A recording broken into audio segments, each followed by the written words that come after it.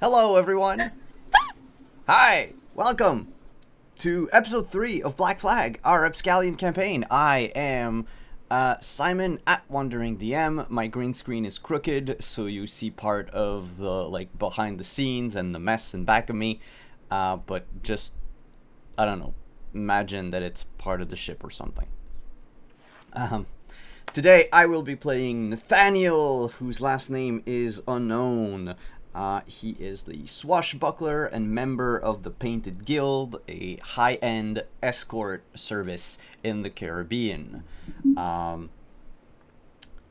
Before we introduce the rest of the cast, let's just go through all of our sponsors that we would like to thank so much for this game, beginning with Mage and Press, makers of D&D 5th edition supplements. Check them out at store.mageandpress.com. You can use code WanderingDM to get 15% off your purchases.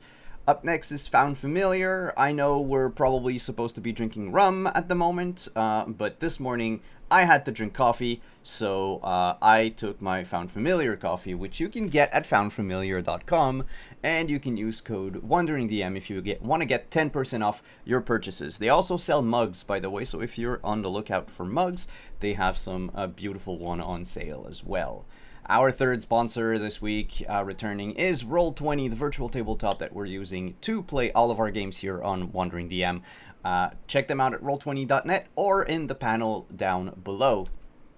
Lastly is our partners through the Diceomancy program, Level Up Dice. If you want to get some shiny dice made out of stone, semi-precious stone, or metal, check out Level Up Dice. Check out the purple torch down below or the link in chat. They offer a wide variety of very, very shiny and beautiful math click-clacks. Without further ado, let's go around the table, introduce the rest of the cast. We'll start with top left of the overlay, and we're going to go counterclockwise, finishing with the Fates. So we'll begin with Quentin.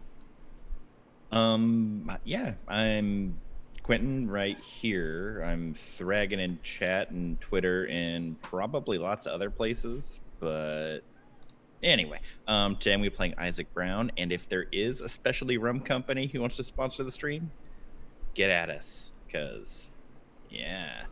Gonna be playing the Navigator today, and I hope to get into lots of shenanigans, and it should be a good time. So thank you for watching. Up next is Alyssa. Hello, today I am your captain. It is a fair weather day here in Port Royal, and I think we might die. That's just me being nervous. And also, apparently, as captain, I am mom friend. I'm Xander Slivelton on all the things. Today I am Captain Renata de Rochefort, hiding under her true name, Captain Renata Turner. Let's do this. Also, I'm seconding the rum thing. It would be nice to have rum in this mug and not coffee. Next is Lindy. That's me. Yeah, I went to make myself a pina colada and looked through my whole kitchen and went, why is the rum gone? So I made it with vodka instead.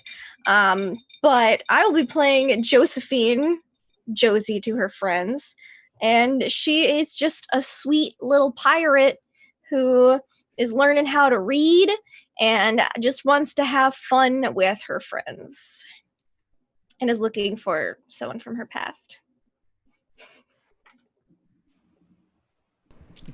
Up next, Shauna.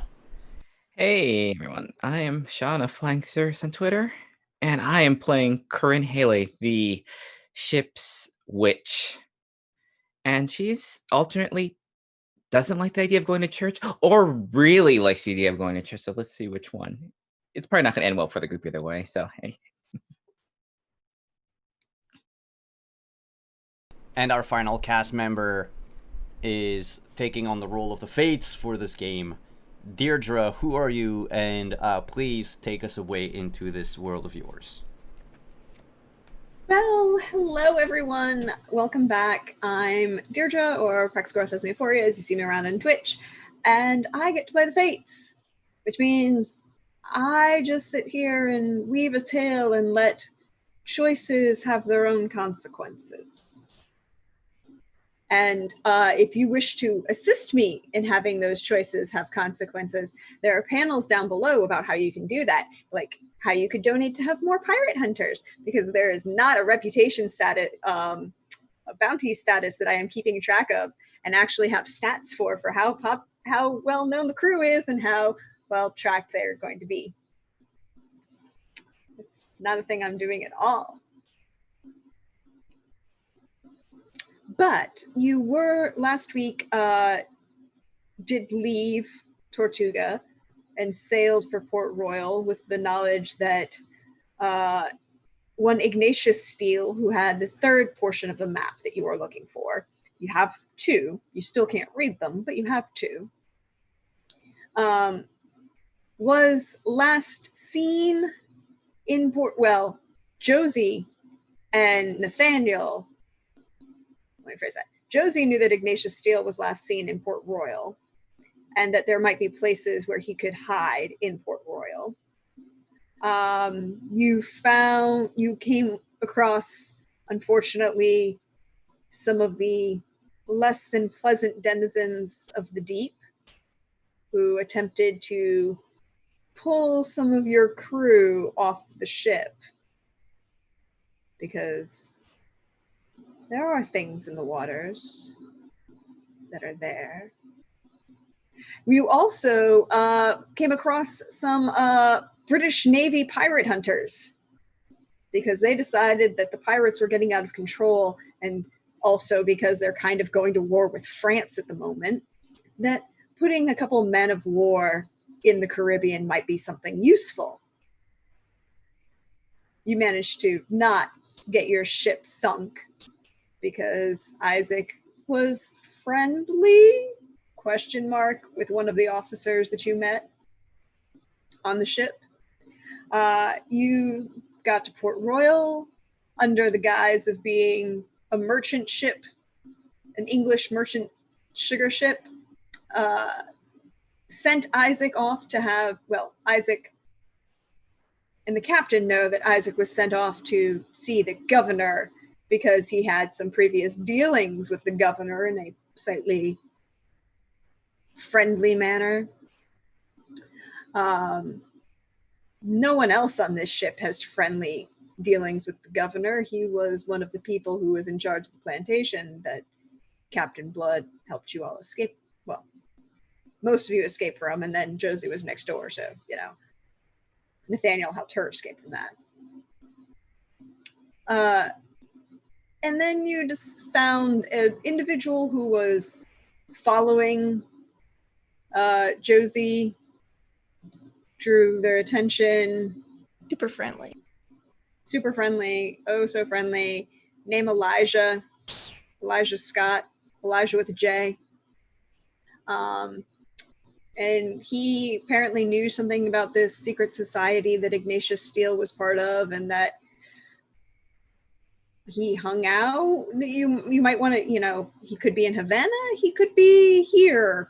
He'd been going back and forth, and that you were then going to go see if he was at the old church down the street.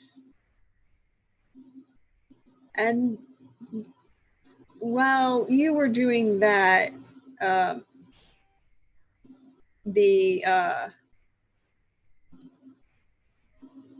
Isaac was attempting to get into the governor's mansion. No success. And then you were headed off somewhere else. Isaac, where were you heading? Just so I know. I was gonna try to find what was his name? Roland in town somewhere. If it was at a tavern or where something, because we were both headed here. Lieutenant Roland Fitzgeoffrey, first lieutenant on His Majesty's ship, the what was it? Hold on. His Majesty's ship.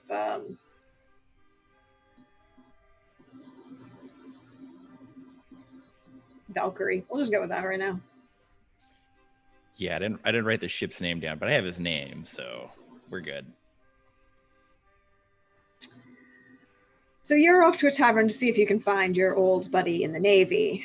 But we're going to pan the camera down as the others traverse down the street towards the old church. A very pleasant, older building, white stucco and wood beams, not very big, open land around it with, and you can just make out the kind of slightly overgrown, probably needs a little bit of trimming. You need a new gravekeeper. Cemetery that's to the outside. There's a wall around the whole, a low wall, maybe like 3 or 4 feet high around the whole property of the church, basically, on the outside. There's a nice little arched gateway. It says Old Church next to it. Probably should have some other name, but that's the only name that's there. What do you do? Did my shadow creature come back with any information after I sent it to go with? Not as of yet. You sent it after Elijah Scott, and he had gone off somewhere else. Okay. He had gone, last you saw when you got to the governor's mansion, it kind of kept, he had gone off one of these side streets over here. Okay.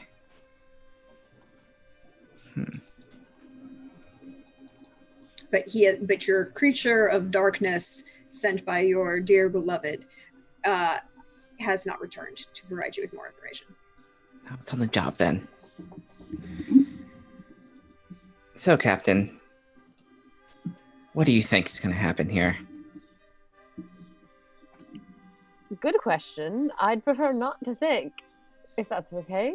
I'm just gonna like conspiratorially whisper to Corinne, I don't know if Ignatius Eel is here. Or if we're safe. Well, best to be prepared.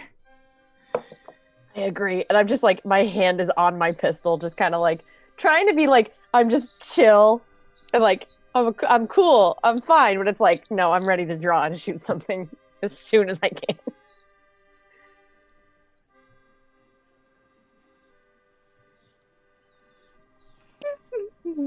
Josie, does any of this look familiar? Yes. Do you want to lead the way in? Sure. Cool. I'm just still here. Maybe I'll find someone there that I recognize, and they might know more. I hope so. All right, Captain, and Josie will go to the front. Josie, you push your way in these big, heavy wooden doors with solid, like wood, iron bands. Some little bit of very simple for a door. It's a mission church in a colony. Older, haven't really invested in the massive, Anglican rebuild, but it is a very simple wooden old church.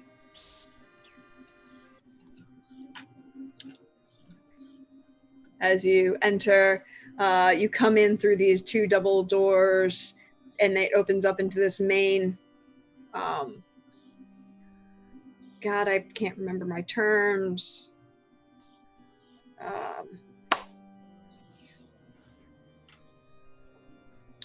The space between the sets of pews. Not alleyway, but... An aisle? Thank you, aisle. Aisle is the word. I didn't have the word for a minute either. It's okay. I was thinking was that like- maybe it had like a more churchy sounding thing. I'm like, no, it's an aisle. Somebody walks down the aisle. You walk down the aisle, and there are wood-pewed benches, but they're Anglican wood-pewed benches, so they're kind of like, have very ornately carved pieces at the top, and they're, all long, all one side, and then there's, like the little walls that kind of come. The pipe organ is above you. You walk underneath it, and some very nice little balcony for the choir as you're walking towards the altar that's in front of you. The roof is all exposed dark wood beams and boards with a whitewash stucco on the inside, the stations of the cross along the sides, various, scroll work, and it smells heavy of incense and even in the competing almost with the scent of jasmine and gardenia and tropical salt air that permeates the rest of everywhere. You can smell the incense in here. And it smells like it's recently been burned incense, or is this like that lingering sense of like, I might have quit burning this incense like 8 hours ago, but my house still smells like patchouli and oil? Oh, no. You have to remember, this is religious Anglican incense, religious Anglican/Catholic incense, not, modern incense sticks. True. This is a massive incenser that's been swung all over the place, and it doesn't matter, it's probably soaked into the stone and the wood at this point. You might see the brazier for the incenser kind of hanging off to the side of the altar. It's not actively burning because it's not making your eyes water and make you sneeze, but you can just smell it permeating the air. Cool, my Catholic upbringing's coming back to me. But it smells, does it smell like freshly done or like just old, ancient, it's the stink ain't ever coming off kind of thing? It's that level of fresh in like the last 12 hours, maybe like you guys got here about a little after lunch, a little into the afternoon, closer to evening, so it may have been for morning mass. But that's the environment you walk into. There is no one here, and it is quiet on these marble tile stone floors as you walk, and you hear the clack of your boots on the stone. Have I been inside this old church before? Yes. Okay. You know that you have been inside this old church before, and you know that there is a door in the sacristy, which is the little room off the altar to the left, where the priest gets dressed. That has a door that's hidden that goes somewhere else. You've never seen it opened, but you know where. You've never seen how it was opened, but you know it's there and where it is. Okay, well then I'll go into that room. I think Corinne's been here before. Like, she's probably been forced. She just, I hate this place. And she'll look at the place where there's the holy well. She'll just spit in it. Spit in baptismal font at the door? Yep. Ensuring spread of disease. Thank you. We appreciate it. So what are you expecting here? Oh, we're going to go through this door. To the secret door. Let's do it then. I don't know how to open the secret door, though. No, don't worry about... We don't worry about coming back here. I mean, it's an old church door. Corinne, what are you going to do to the door? I'm not going to do anything. I can't push it down. I'll look at Josie, just like... She doesn't get it. And she just keeps going. And they'll open the door to the little side room. It's a very orderly little sacristy. There's a built-in wood board, and there's, hanging on a couple racks are the vestments. You see a couple, candle, those big, massive, 3-4 foot tall candles, kind of stacked around, ready to go back onto the altar when things are needed. And you know that the secret door opens in the wall to the west side. But the door is here.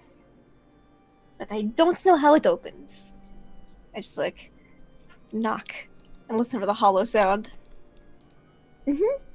It's really echoey, deep, hollow. It's here, but there's somehow it opens. Are there any like marks on the ground or like drag marks of how the door might have been pushed, pulled, or slid? Looking around, getting down. What are you doing? Describe to me. So I don't make you roll for this kind of stuff. I have to see it. yeah.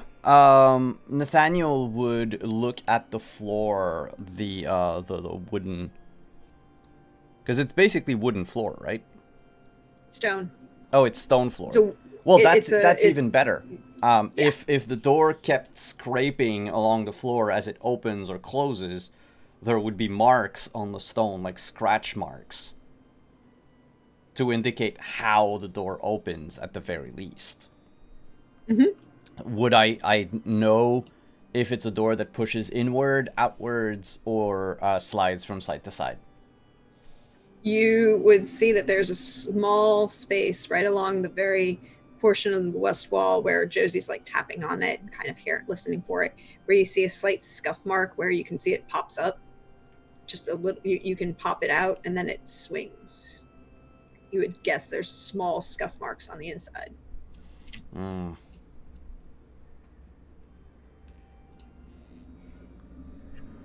And is there anything near this door, this opening? No, it just looks like, actually the only thing that's in front on this wall is there's a triptych image. Triptych being, 3-panel image, and with a big, of the Holy Family, the Mary, Joseph, and the baby, and the not baby Jesus, but like the Jesus, what we in the Catholic Church would call the Sacred Heart of Jesus. Jesus responded with a big, giant heart thing coming out of the middle of his chest with a bunch of stabby wounds in it. And it's just kind of on this wall.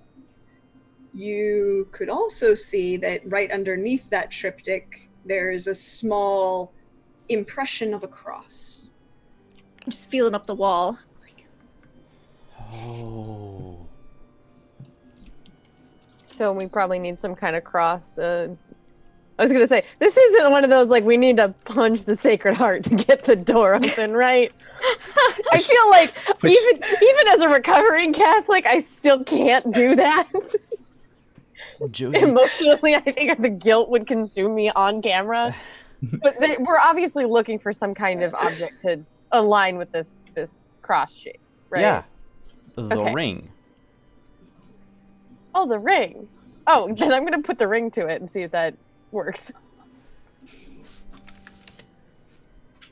Use ring with. Yes. Combine ring. I with can't use triptych. this. I can't use this with this object.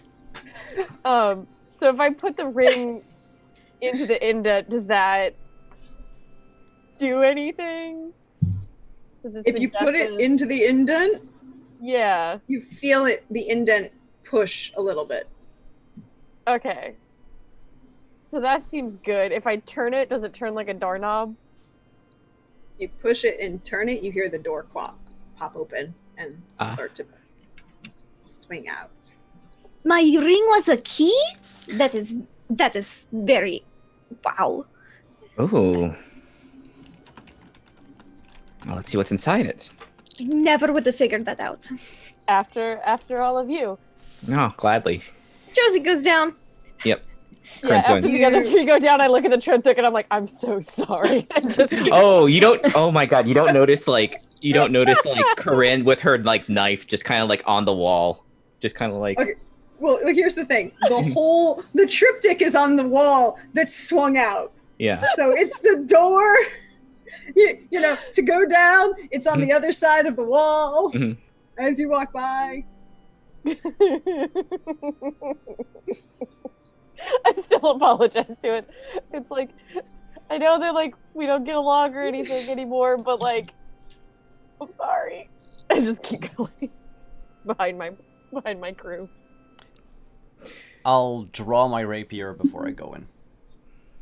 It starts as a, just looks like it probably was like a little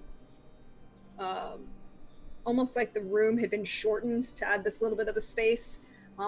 If you remember, actually, you may have heard of a couple of these, depending on how well-to-do your family was in England. It looks like a priest's hole, which during the Reformation, and Henry Tudor and Elizabeth Tudor and Elizabeth I, when they started attacking Catholics, they would hide these little priest hole escapes in the major manor houses. They weren't a lot of space, usually about the size of a cupboard or a closet maybe, but they would go then down and out so that you could get the priest to escape, and also you could hide all of your Catholic paraphernalia so you wouldn't be executed by the crown. And that's what it does. It's a little space. It's maybe 5 by 4, or no, a little bit bigger than that. It's like maybe 10 by 5. And at the bottom, and at one side in a corner, there's a staircase. Well, not a staircase. There's a ladder that leads down into what looks like a stone tunnel. Do you leave the door open behind you? Not a chance in hell. I think maybe I'm gonna close it, but I'm gonna close it like in a way that if we need to, we can just kind of push through it and get out again. Just slightly bar it, maybe like just put like something there so it doesn't close on its own. Yeah, like a. Well, I don't know what I would have exactly, but like something small that like it looks like if you came back in the room, you wouldn't notice it was open, but like we could pull on it to get our way out if we need to. Like a handkerchief or something to block the side of the block? Yeah, I'll take a handkerchief from somebody. Probably gave me one thinking it was a good token of affection, and I would keep it, and I don't remember who gave it to me or why I care about them at all, so thanks for your Very hanky. useful now.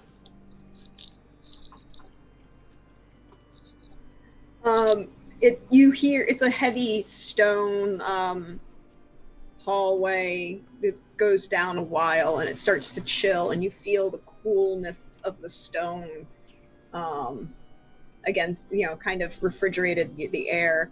It's a marked difference than when you had been out on the street in Port Royal, and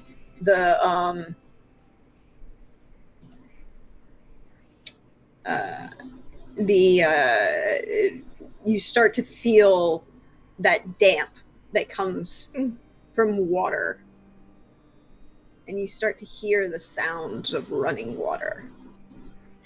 It's a while, maybe 5-10 minutes going down. It's dim. You can still see because there's almost light. You can just see the light at the ends, at either ends. Did anyone think ahead to bring a torch?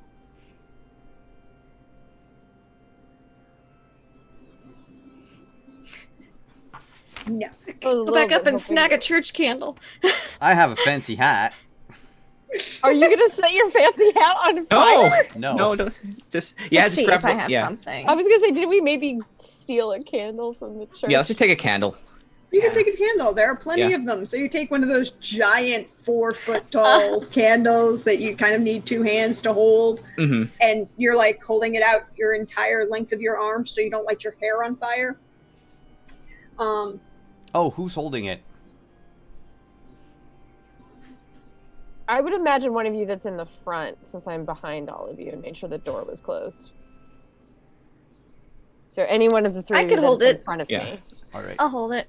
Josie will hold it. She'll be in the front with the candle. Front with the candle, fully, how's Josie feeling? What is she thinking?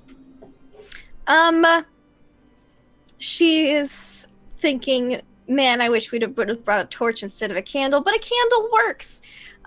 She's also a little excited. This is exciting. She's in a place she's been before, but this time with her friends. Maybe she'll see somebody she recognizes. She doesn't know. She's a little nervous, but excited. Nervous, excited. And Josie, you've been here, so you know that this tunnel is maybe 5-10 minutes long, roughly. And you know that it opens up into a grotto that has open air access Ooh. to somewhere in the jungle outside the city of Port Royal. waterfall coming down from one side, long number of rocks. There's a beautiful pool at the bottom. You have the water falling into this pool. There's a deeper section, but there's also like a slightly shallower section where if you wanted to, you could kind of like just be like ankle, maybe knee deep, but the other, once it drops that cliff right stuff off the rock, you're not sure how deep it goes. And it is almost eerily silent. So we're going to go down the tunnel for a while, and then there's going to be a grotto, and it's very pretty, and there's some water. And then what? Are we looking? Do you think what we're looking for is down there? I don't know. All right, well, after you. When we're done here, Josie, don't discard the candle. I'm gonna need it for reasons. Okay. Nathaniel, please, this is still a church. You don't have to talk about your business here, right? Oh, by all means, talk about your business in this church. It's Oh, fine. yeah, this is not going to stop me. As a matter of What fact, business do blaspheme you have harder. with a candle? Blaspheme harder for me, Daddy. That's what I just That is not something I say out loud. Totally said it out loud. Well, I'm character as a human being. Again, recovering Catholic. I'm saying this and saying it as loud as possible. Character, no. It's canon.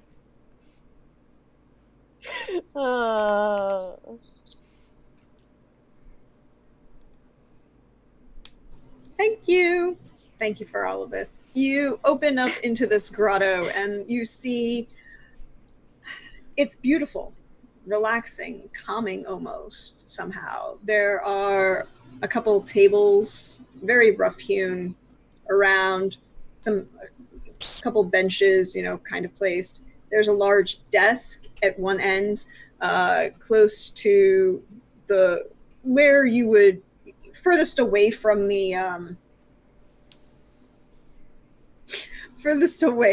where the spray of the waterfall might damage it or cause, papers to be written on it.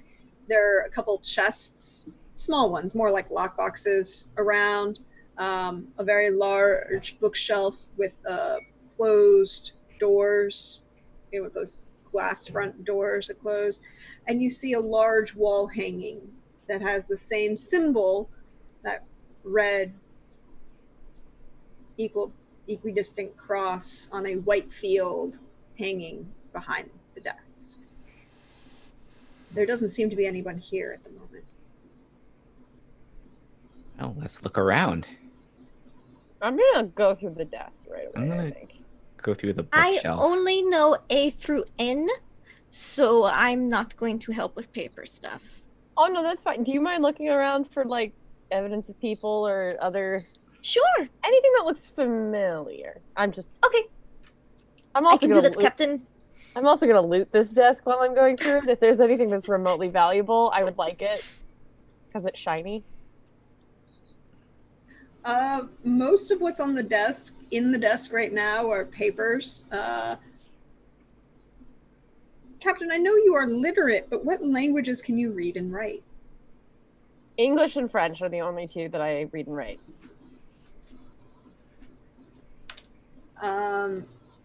You would recognize that a couple of these letters are written in a sort of French, but much older than your formal instruction is given. Archaic almost. Oh no. You would also recognize that some of these documents and ledgers, big, heavy ledgers that are like in one of the drawers of this big, ornate, Charles II, heavy wood carved desk. And you're sitting here looking, going, I bet they had to take that thing down through the ceiling because it was not coming down that hallway. This desk is like 10 feet across, 6-7 feet across. It's not coming down that hallway we just came down.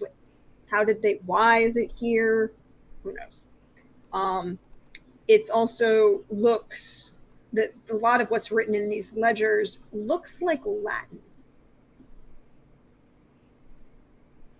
which anyone of your kind of generation or group who would be able to read or write might recognize, if only from going to church at some point in your life, but probably not read. No, I don't know a whole lot of actual Latin. I know church Latin. So if there's like an Agnus Dei somewhere in here or a Gloria in Excelsis, I might recognize it, but no real Latin. El Capitan. You do see a couple like stanzas of the Sanctus randomly throughout pieces of the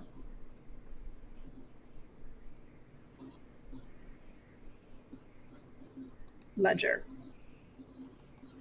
Is this somebody's discarded, poorly written requiem? No, I know. Is there anything else? Is there any mention of Josie among any of these things? Or something that would vaguely sound and match her description? And also, is there anything with Ignatius Steele?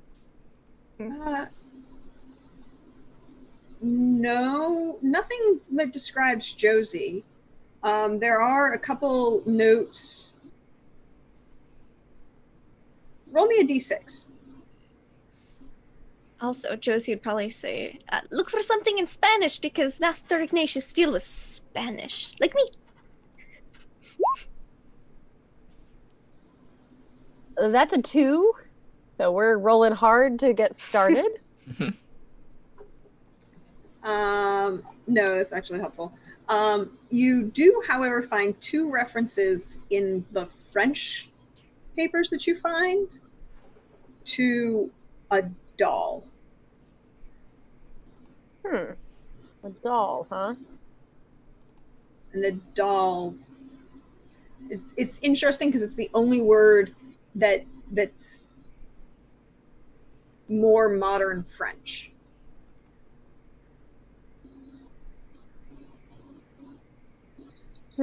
You find some references to in the French set to the Spanish friend.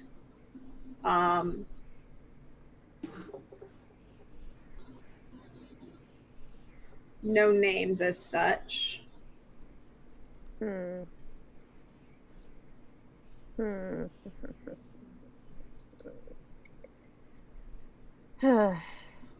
Josie, Yes? question for you. Okay. Did anyone ever call you doll or give you a doll? No.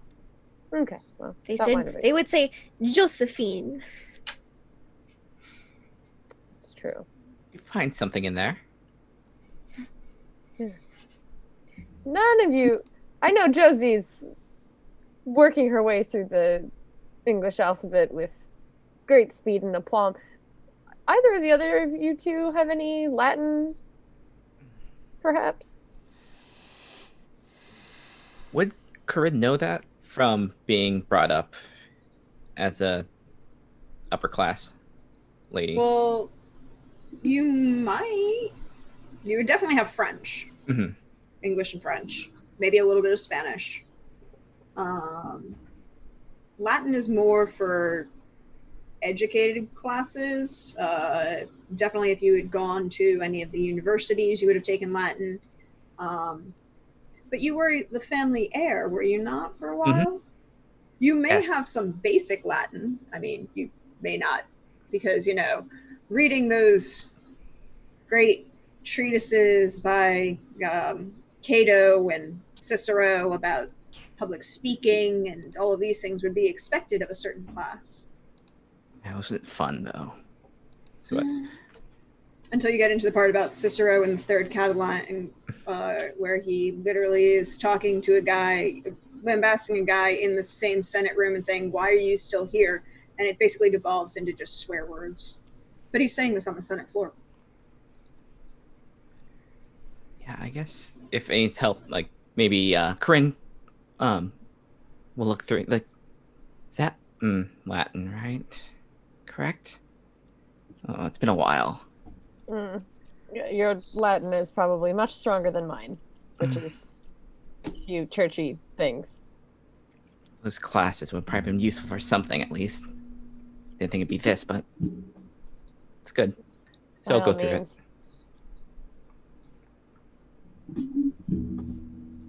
So I'll give those a look, see if I can glean anything else from there.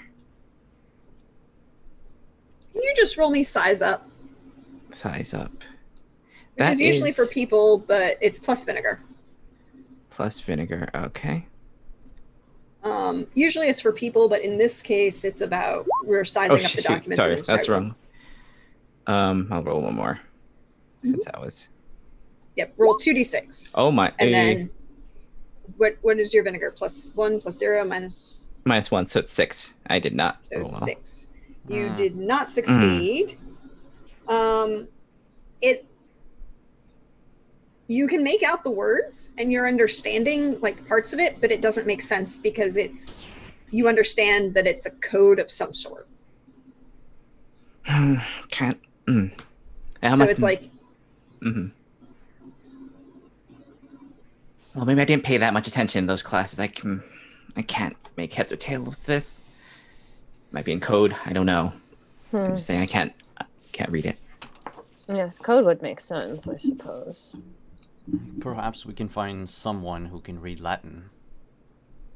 Yes. There's bound to be someone with some education on the crew, and if not, we can find somebody. I mean, it's easy enough to abduct someone that does know Latin. That's also true. That's also very true. You make a very valid point. I'm gonna take as many of these things as I can. I'm looking in the water. You're looking in the water. Okay. Yeah, I looked around the rest of the room, didn't find anything interesting, I assume. So now I'm looking in the water with my candle.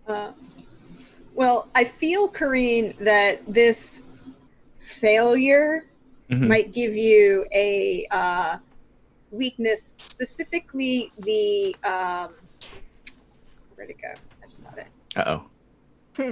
Specifically the green with envy.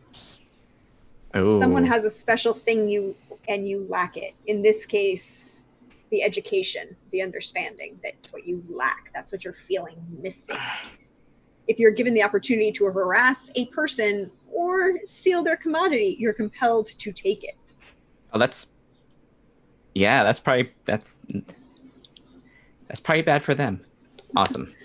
Probably bad for them, but it's one of those. I feel that that's kind of how Corinne would feel, getting frustrated that she. Yeah, doesn't know it's something. knowledge that she has, but can't necessarily get to. Like, it's frustrating her. It's frustrating you. Josie's looking in the water. Captain is with Corinne trying to figure things out. Nathaniel, what are you doing? Has anyone gone through the lockboxes? Nope.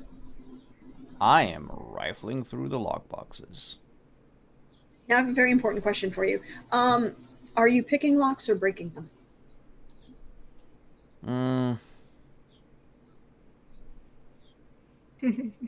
I will try picking first. I mean, I do have some very dexterous fingers.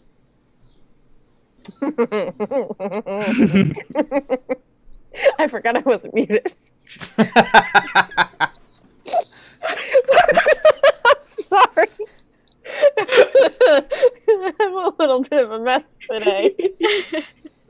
I will say you are entirely disreputable enough to have the ability to pick locks and know how to work them. There are 4 different lockboxes of various sizes in this space.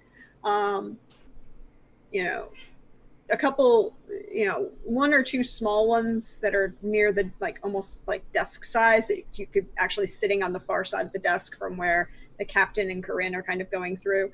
Then there are 2 bigger ones, which are not quite as big as a sea chest, but more of a strong box kind of thing.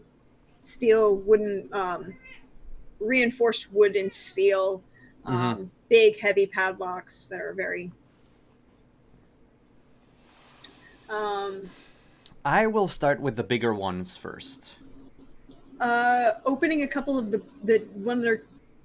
first big one, you notice immediately that it is filled with weapons.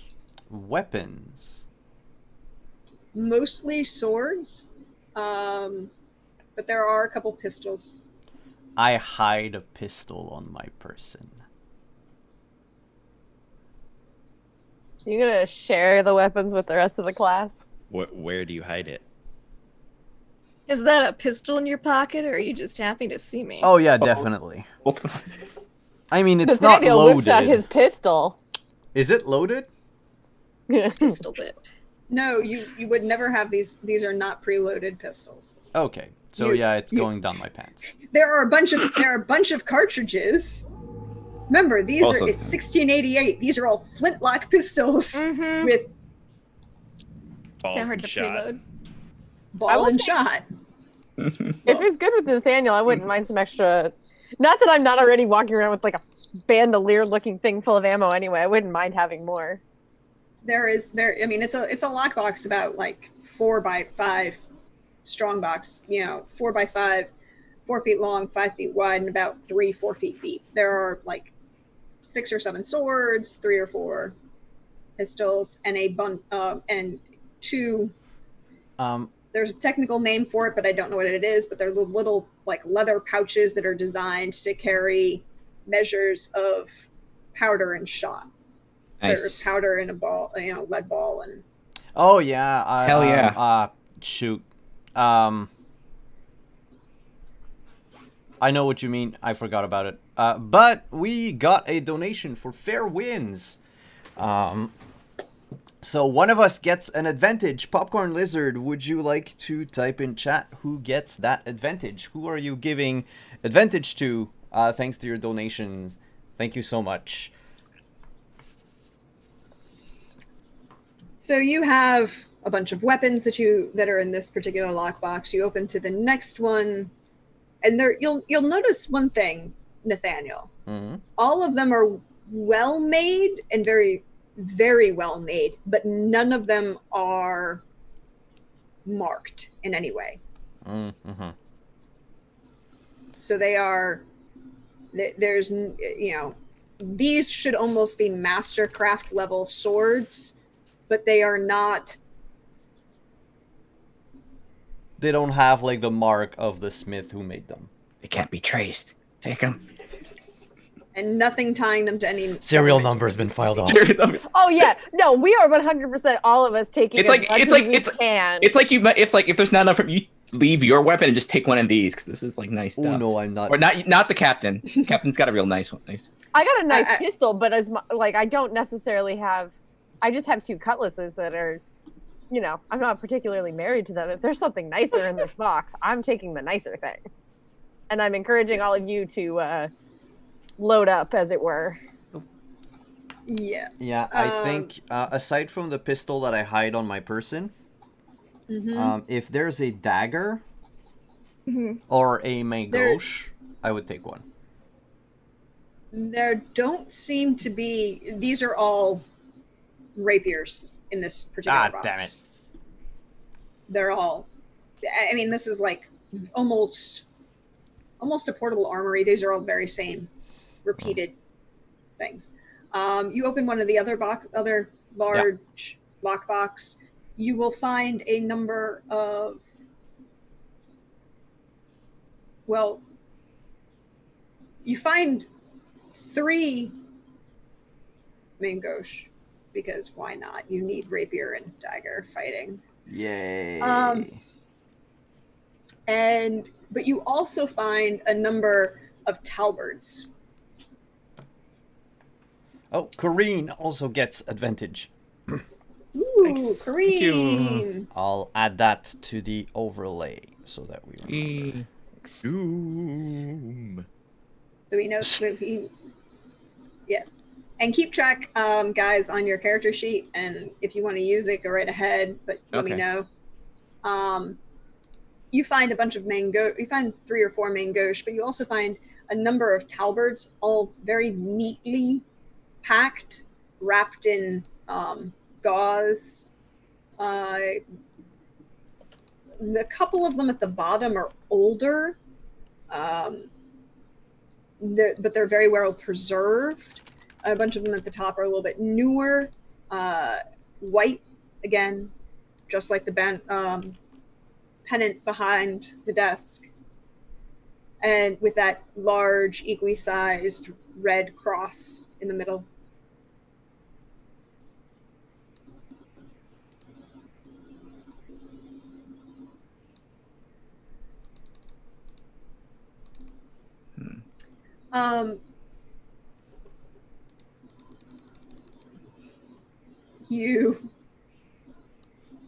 While you're doing this, Josie, you're looking in the water. What part of the water are you looking in? The shallow end or the deep end? First, she looks into the shallow end, and then, it gets boring. So then she looks in the deep end. There's something floating under the fall of the water, kind of bobbing there. If that's the case, she's got some bloomers underneath her skirt. She'll take off her skirt so that doesn't get wet, and around the edge, pull herself towards the waterfall. I got a nosebleed. I don't know why. Is that your pistol that just discharged? An ankle? It's an ankle.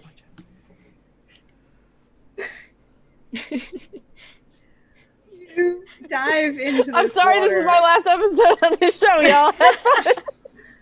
God, no. Have you not seen Thursdays? Have you not? You need to play more games with me. Yeah. Oh, no. It's fine, run. It's more my own. No, we starting. It's fine.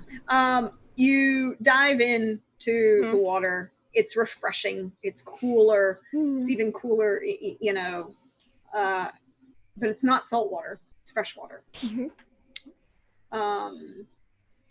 You're working your way along, and you see that there's a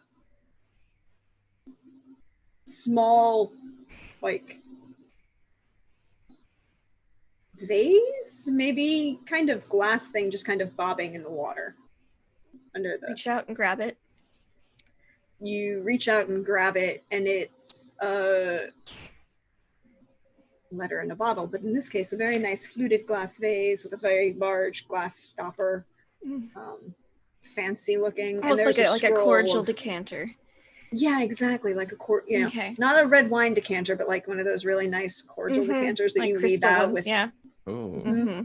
And like literally a ship's decanter. And it's a it's a ship's decanter because it's got the it doesn't have a flat bottom. It has the rounded, beveled bottoms, so it can pivot as the ship moves, which is apparently good. And you see that there's a rolled up scroll of some sort inside. I'll take it with one hand and work my way back around, pull myself up. I found a message in a bottle. I'll help Break it her open. read it. I'll uncork it and I'll look and see if I recognize any of the first 12 letters of the alphabet. Hopefully it's not more Latin. Or archaic. You recognize a bunch of the first 12 letters of the alphabet. Recognize so many of these, but You're there's still 14 I don't know. So here, someone else should read this. I'll take it from Josie and take a look. So you have you've taken this. The captain is reading. Corinne is reading. Nathaniel's breaking into people's shit. Like a we're gonna hand the mangosh. king- I'll I'm a whoop, proud go around guy. his shoulder and grab one, like, shiny. Everybody just comes up with just so many swords. I am absolutely going to come up with a rapier or two for myself. And while you all are doing that, we're going to pan the camera over to Isaac for a minute. Hey, Isaac. How you Yeah. doing? Oh, I'm doing great. You were going to a seedy bar. Mm-hmm. You were looking for a seedy bar in Port Royal. Yeah, I was just gonna like poke my head into all of them, see if Roland was in any of them. Well, you do know that Roland is an officer in the British Navy, so he wouldn't be in the seediest of seedy bars. That's where the enlisted folk go to drink. And he Mhm. wouldn't be drinking with the enlisted folk. You would know of a bar that kind of hosts the couple of the officers, not far from the docks over here in this general area on Lime Street. Mm-hmm. It's a very simple bar,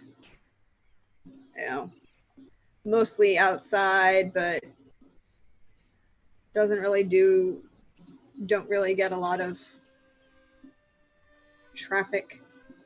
You see a couple people in British naval uniforms seated around, the pillars of this canopy bar that, there's the bar on the inside of the building, and then there's just like a roof and a bunch of columns that come down. There isn't really outside walls. A bunch of small tables with chairs. I want to try and catch that ocean breeze going through. You do see Roland seated at a table kind of off to the side with a bottle in front of him and a single glass. And he seems to be occasionally refilling the glass from the bottle. Yeah, I'll stride over to him very boldly and Roland, I found you again. Or perhaps you have found me again. Master Brown. Great. Introductions have been done. Time for drinking. And I'll pull out a seat.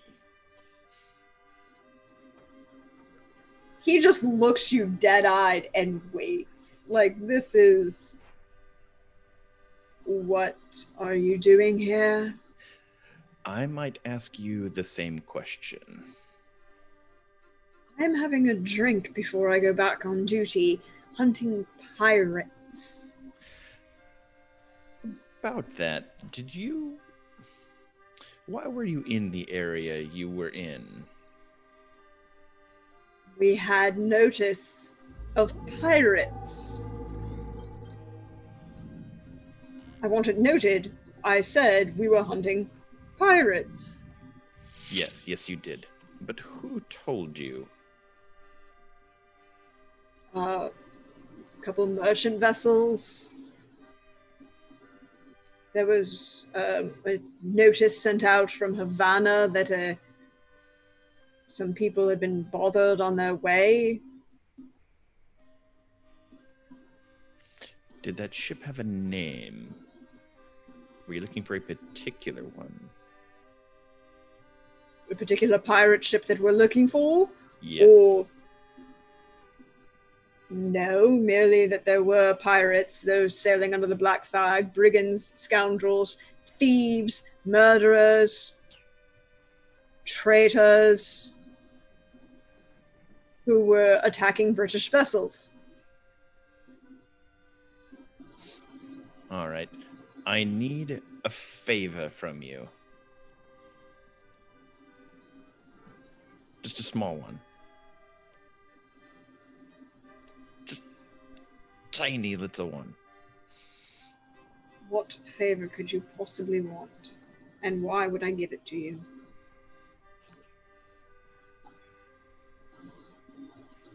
Favor first, and then we can discuss the terms. I need a meeting with the governor.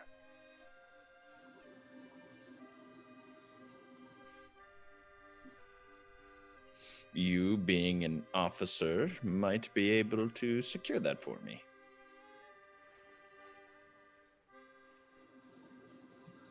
And in exchange,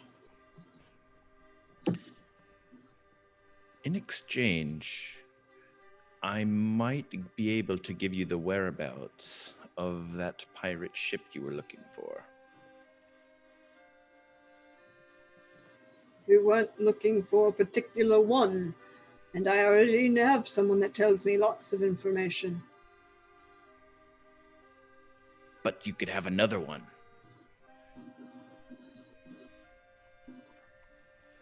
I think you're trying to parlay.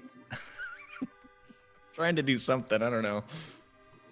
I think you're trying. You would roll parlay here. Polish, okay. Yep. Ooh, my polish is super good. I will burn 1 luck point, Okay, which gives you +1. which evens it out. Okay, then 2d6. For a 6. That is a failure. Hold on. I have to find a thing. There we go.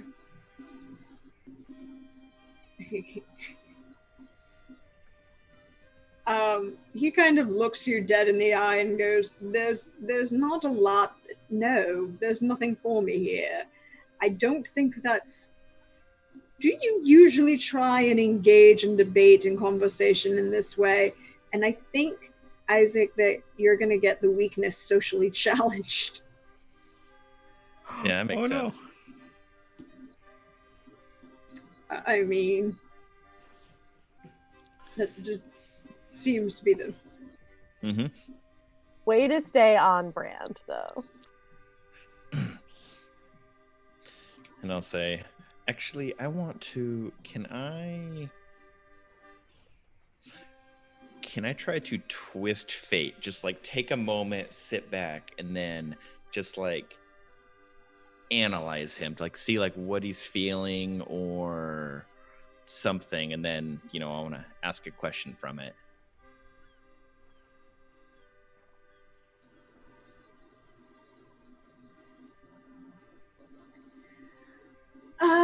Yes, you can. You can always twist fate. You can't spend luck on twisting fate. I know nothing. I see nothing. You fail that roll. And because you fail that roll, I get to choose one and answer its question.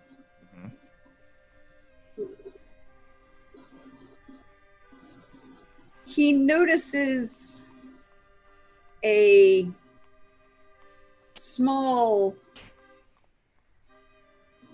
item about you. Well, not an item, but he notices your desperation and desire.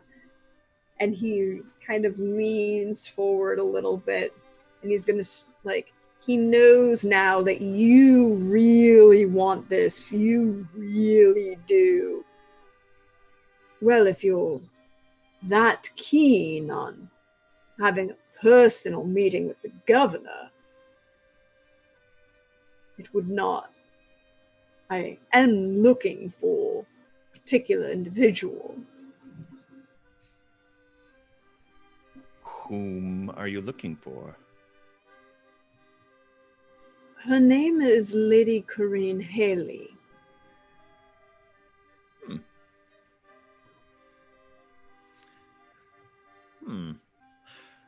I need to resolve a few matters before I can safely arrange, or, well, finalize my wedding to her younger sister. So there's going to be a wedding. Am I invited? He just looks at you and picks up his drink and raises an eyebrow as he sips it. Right. The individual.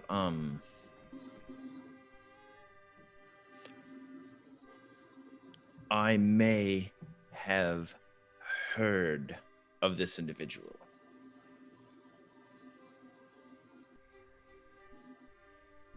Go on.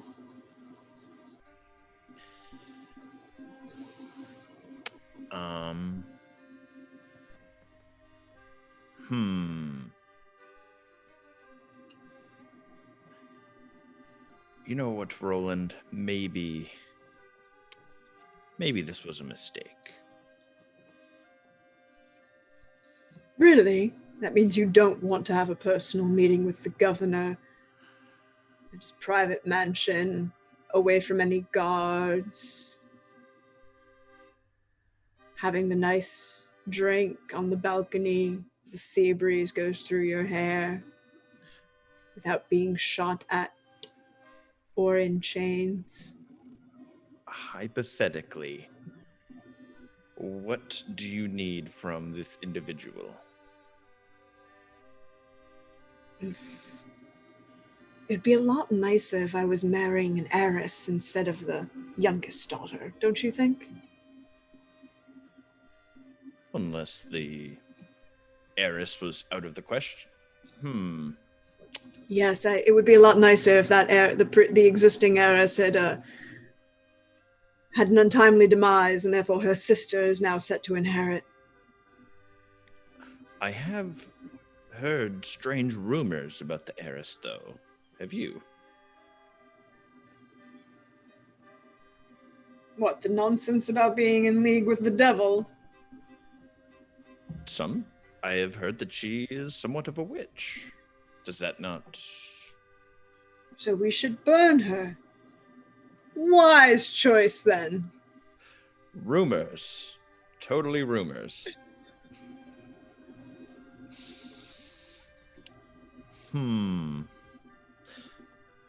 So you want a meeting, then?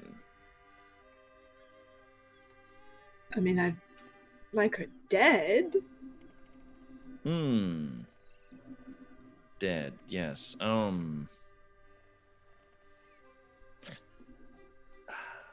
Unfortunately, I think that price is too high for me.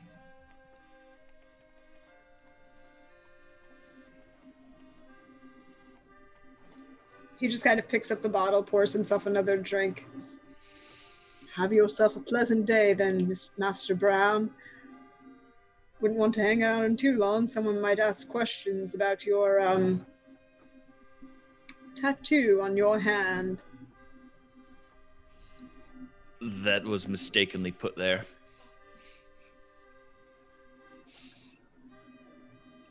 People do all Really? sorts of things to you when you pass out in the street drunk.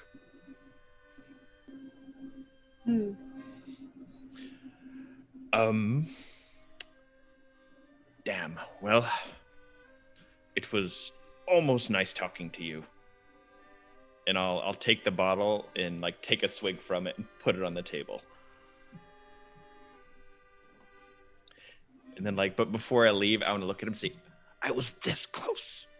I'll turn around and walk out. He just picks up his glass and keeps sipping. Doesn't react, doesn't say anything.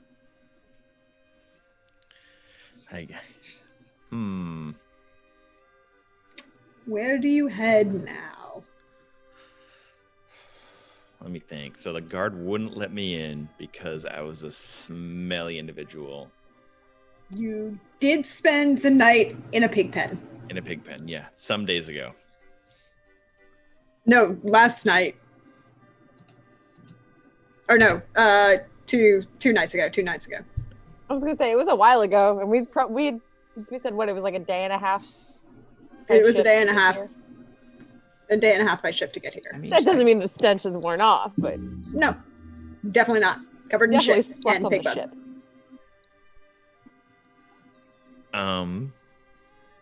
Let me think. I don't have... I guess I just go jump in the ocean and try to get my clothes clean because I don't have any money either. So I go to the harbor, the very clean harbor. I mean, it's not as bad as it could be. It's definitely not the East River of New York, but as we see, the camera sees Isaac just jump in off the docks, and you're not the first person to do this. There are a number of people, swimming slightly off a slight pool, and you just kind of jump in off the docks.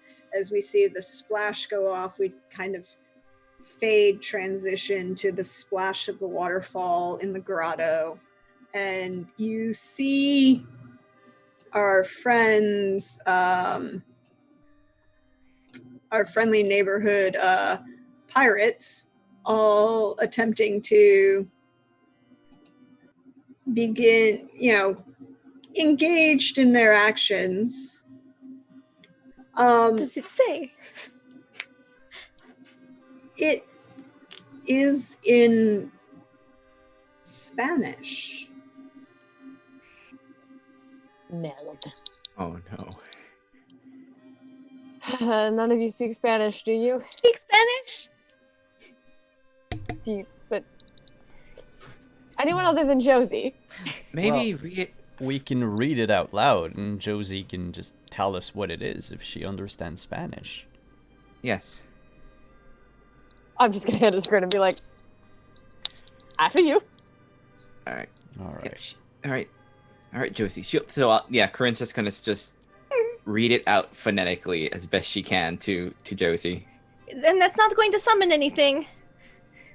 I'd be much more excited if it summoned something. Oh, okay. If it's at a church, it's probably not something that people in my line of work deal with. So don't worry, this isn't a curse. At least I don't think it is. Okay. Believe me, you'll know if you're getting summoned or cursed. Let's just say that nothing of that nature is happening and read the note. Mhm. I'm just like trying to calm both. It's I'm just like, I'll just please. be like, Corinne's just gonna like shrug and just begin as best she can reading this. Reading it phonetically. Now, as a language person, Mhm. and Simon will agree with me, that sometimes reading something phonetically in a language you don't understand doesn't necessarily help you. No, it doesn't. No. She's gonna try her best. So could you roll me a d6?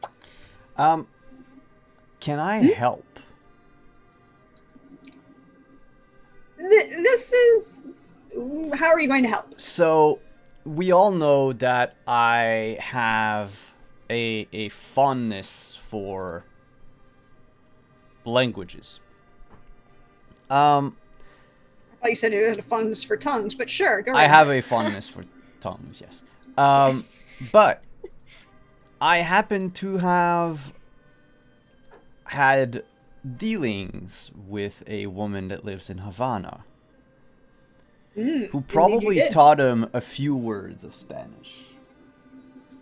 I mean, you were passing yourself off as a Spanish noble to her.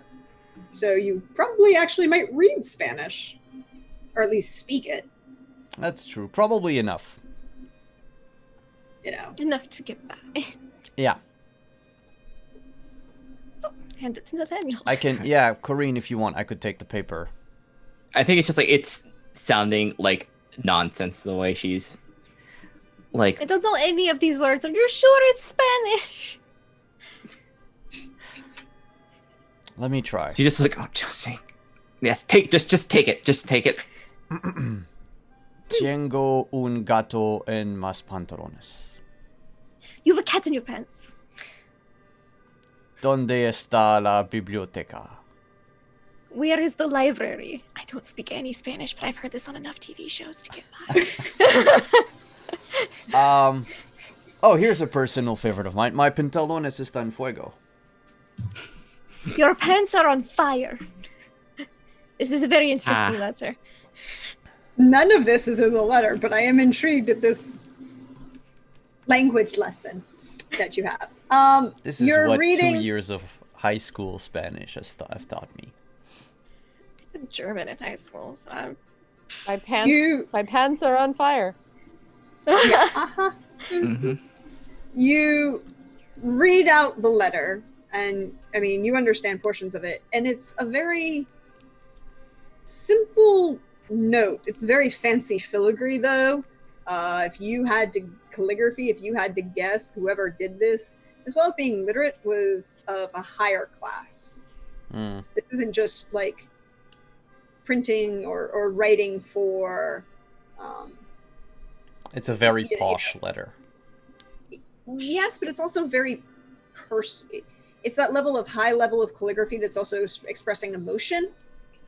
So it's not business oriented. It's not something you would write to a like a business associate, or it's styled much more someone that you actually care about. And it's addressed to Josephine. I'm concerned. And it's, my little Josephine, I have missed you dearly. Your aid has been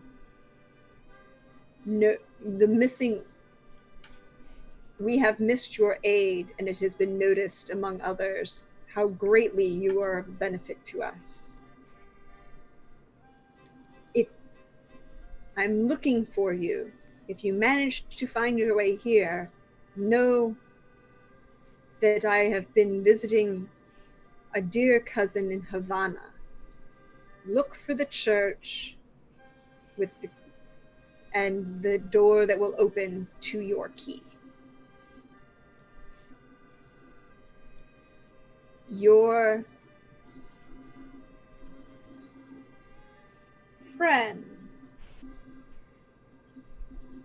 Ignatius.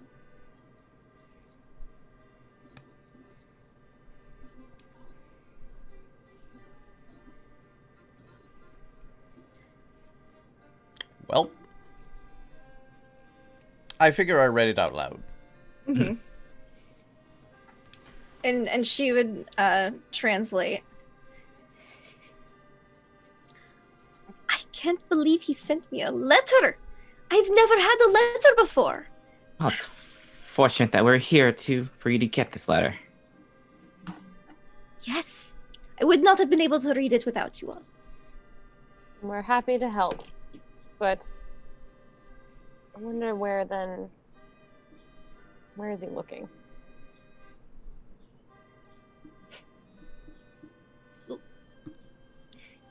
The Elijah with the J, Scott, said he was bouncing between here and Havana. So if he's not here, I would assume he's in Havana right now.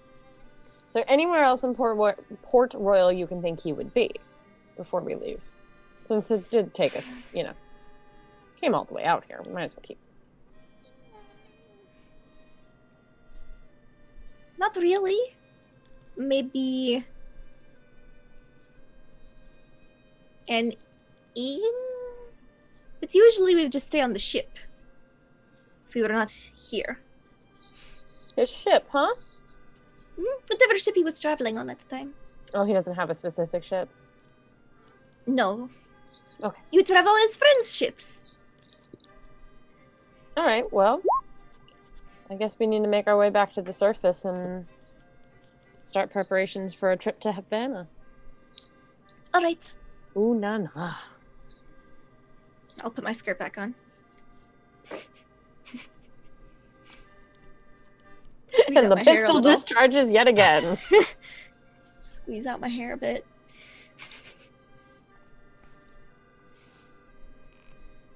All right. Well, that's certainly useful. Is there anything else we need here? I mean, please take weapons from these people. Well, And I maybe- already have a rapier and a cutlass, and now I have a mangoche, so I should be fine. No, we're taking those notes, right? Yeah, no, we're taking notes. We're taking some ledgers, taking the glass bottle and the note that was in it, and I encourage everyone to take extra weapons. You never May know. I hold on to the letter? And I'm just gonna make sure you have the letter. Isaac not being here, I will take a weapon for him. I was gonna take a rapier for him too. Maybe he could. Two of them. One he'll probably sell, and one he might actually use. My So rusty hidden dagger is all I need. that is a terrible euphemism. The rest of the weapons, the ones that we are not taking, I will throw them in the pond. Oh, that seems very wasteful. Won't they get rusty down there? Secondary option: would we be able to carry the box of the weapons between the four of us and get it back out of here and just take it for the crew? Yeah, just put all this.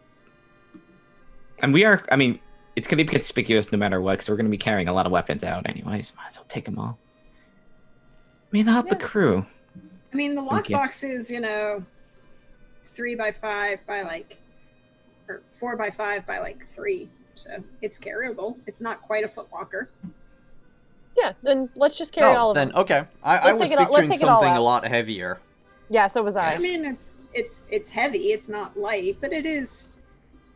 But I you'd mean, need a couple between- people to carry it. Yeah, I was gonna say between Nathaniel and I, we could probably get it out.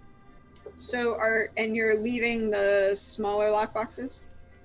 Oh no, we're putting the smaller lockboxes inside the bigger lockbox. Do you want to open them up first so we know The what's contents. inside? Yeah, let's put the Oh, contents. yeah, let's Yes. do the let's see what's magic. in them. Just in case it's something we do not want to take with us. Nathaniel, you Like a rat. are. Oh. Yeah, that's There's already so many of those. We don't need any more. You don't need any more. Nathaniel, you open one of the smaller lockboxes. It's a silver pointed lid. Very detailed filigree and impressions in the silver itself on the outside of the steel lockbox. You've picked the lock. It doesn't take long. And open it up, and inside it's a small, almost like a jewelry box kind of size. There is a ring similar to Josephine's, but it's much bigger and heavier. Looks almost like a signet ring Mm. with a seal. Wax and a burner. That's a very nice forgery kit. Yeah, put it with the weapons. The other lockbox on the desk is just full of, you open it up, it's not long, it's full of gold coins. Spanish. How? Yes, this also must come Many. with us. Mhm. Spanish. The box is like It's like 8 shoebox by size. 9. It's a little bit bigger than a shoebox, a little bit deeper, and it's heavy, and it's full. You could take the time to count them now if you want. Nah. No. We'll count it back on the ship. Yeah. It'll go in the pile of money that everyone can take, and yeah, we can count it later. You hear, as you're turning and collecting this lockbox of gold, footsteps down the corridor of stone that you had come from.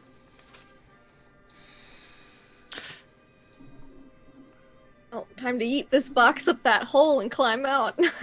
Yeah, pretty much. Yes. Box- Take the box in the hole and weapons at the ready, just in case.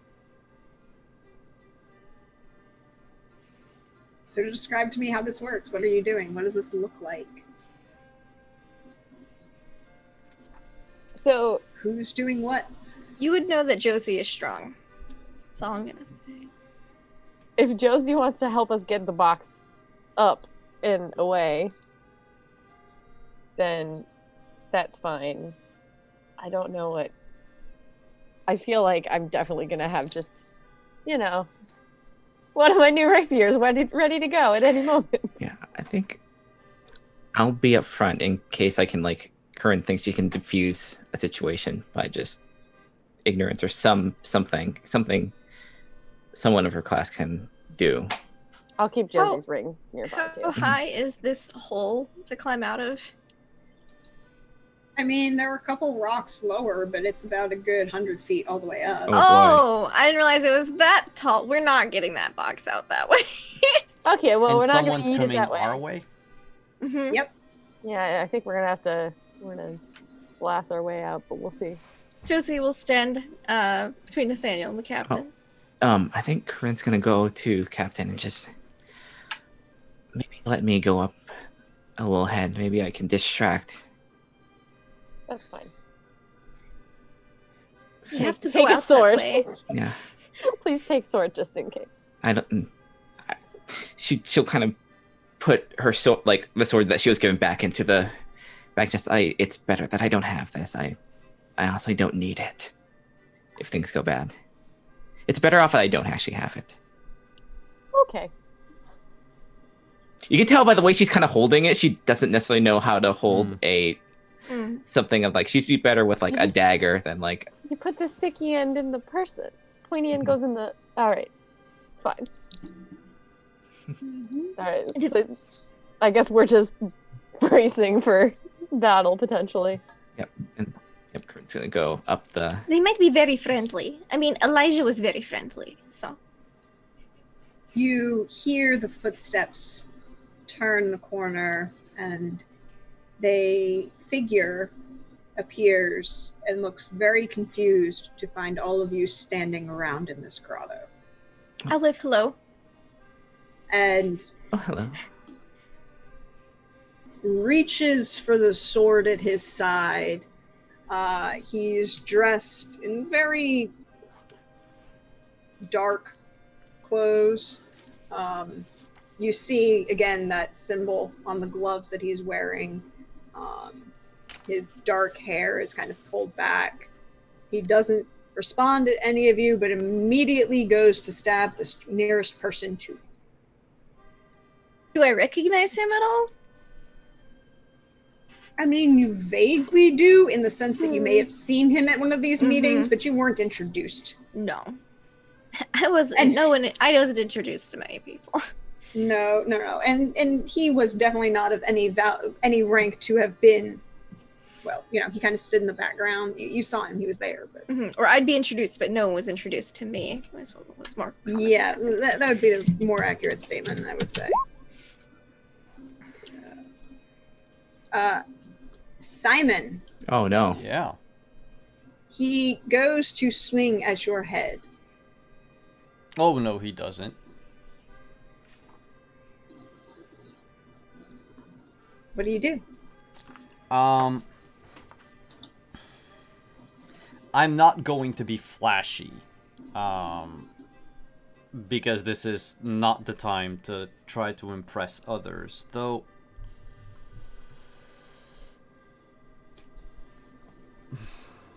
You said we no, that's gonna take too long. Alright, it's just gonna be a quick parry and stab. Just lifting up the So- rapier to block, well, to deflect the blow and then bring it back. So from Preem into Yeah. 4.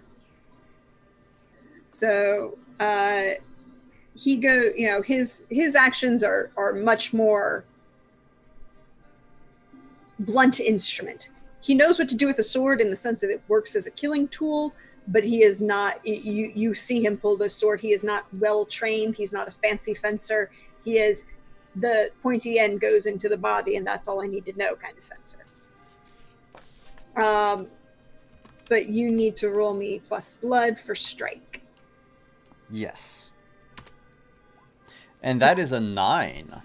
That is a 9, and you, on a 7 to 9, you stumble, trading blows, or put yourself in a bad position. Your choice. Your strike still lands, and you deal harm, but you okay. are gonna. It's one of those. On a hit, your strike lands, and you deal your weapons harm. On a 7 to 9, you stumble, trading blows, or put yourself in a bad position. Your choice. I don't want to put myself in a bad position right now. But you know what? I think that's what's gonna happen.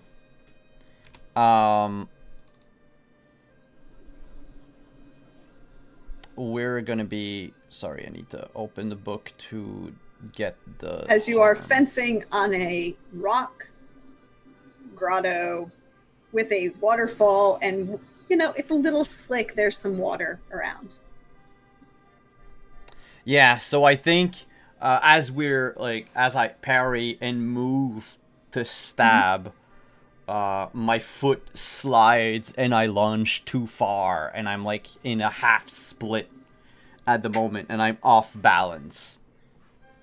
He takes the hit and he's off balance as well, and the two of you are teetering there on the edge of the pool as he goes to bring his sword around to strike at you again. It's 2 harm that he takes. Yeah, he takes 2 harm. Thank you.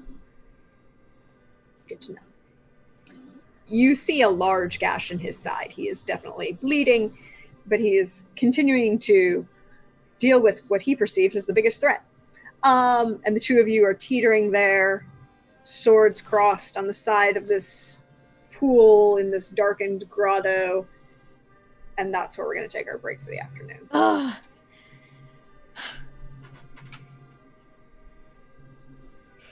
How dare. All right. When we come back, Josie's gonna take her can of spinach and I'll Rip this walk guy out in with us. Destroy. All right, everyone.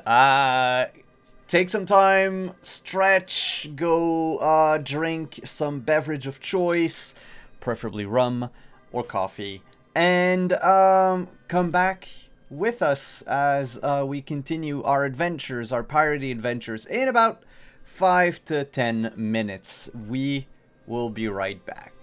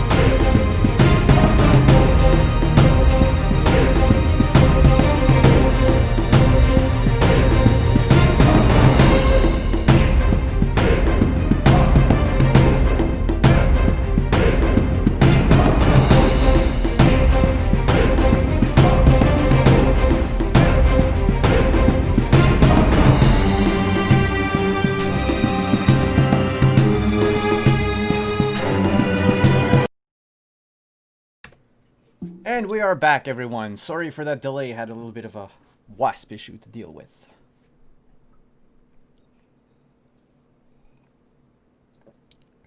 Well, when we left off, Nathaniel, you and this gentleman who has caught you in this grotto that you're not supposed to be in were engaging sword to sword and had been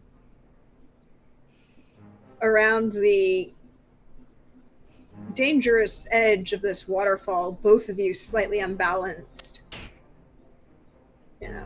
into this water around this grotto.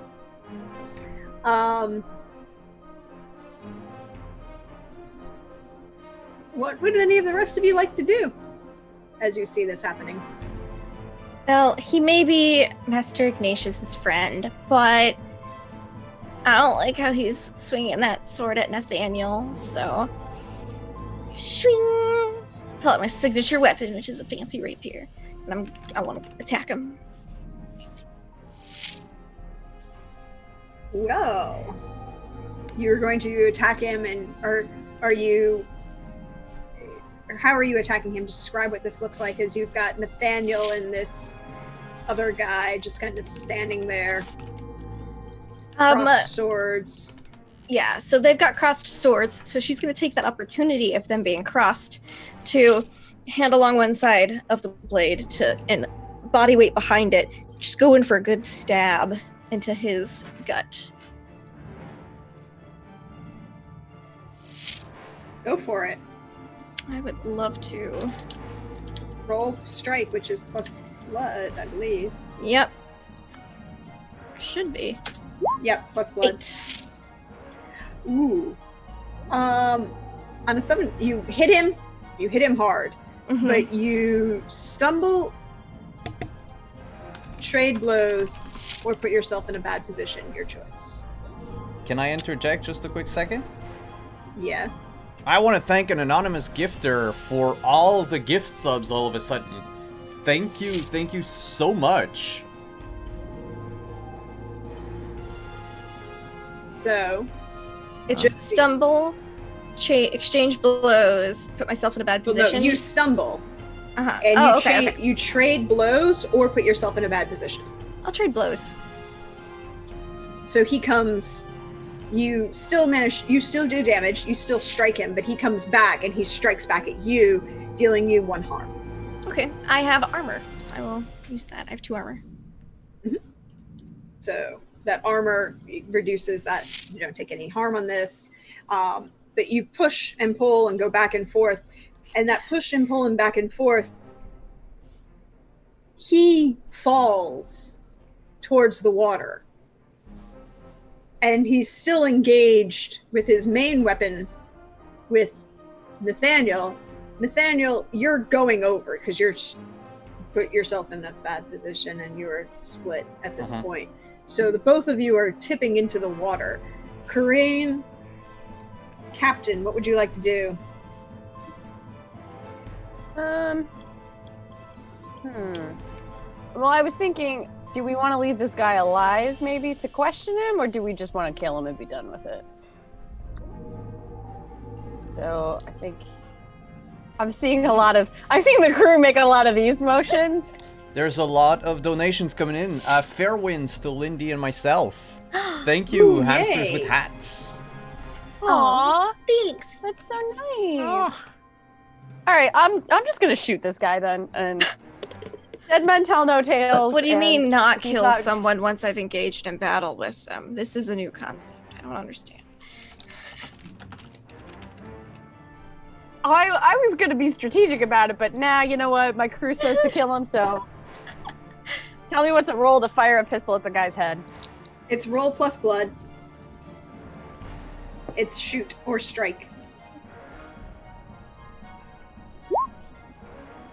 7. 7. You Bang. fire. You hit. You deal your weapon's damage. How much damage does your weapon deal? It is 2 harm for a pistol. 2 harm. But you still stumble, and the gun has enough force, because these are flintlock pistols and slightly older, that the force of the blow finishes pushing him into the water, and he takes Nathaniel with him. Well, shit. We should probably get Nathaniel out of the water, huh? It's not that They're deep, both though. still alive. They're both still alive. Did we fall in the deep end or the not so deep end? No, you fell in the deep end. Oh, okay, so we have to swim. Like, yeah. I mean, you can continue fighting with a sword and swimming at the same time. It's been proven to work. It's just more complicated. Corinne, what are you doing? Corinne's going to go up. Like, she heard that was a loud gunshot. And she's- Yeah, it's ringing inside this stone grotto, even with the vent of the, open air above, but the noise is bouncing and reverberating all around these wet stones. Yes, she's going to just lock eyes with the captain, and she's gonna motion towards the staircase. She's gonna go up because she just wants to check and make sure like no one else is coming up here, down here. I'm just gonna Like give her that sign, like, she knows that Josie, Captain, and everyone else can just take care of themselves. So you're going up this passageway. As you go up this passageway, you notice something coming towards you. Your minion is returning towards you. What is it? And again, it can't talk. Mm-hmm. You get impressions and understanding and information. It kind of like sends to you as visual impressions through your mind. Mm-hmm. And that there are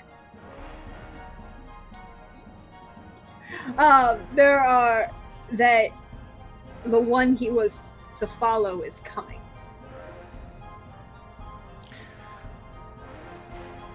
She'll great. She'll yell out, "We have company." I'll try and stall them. And she's going to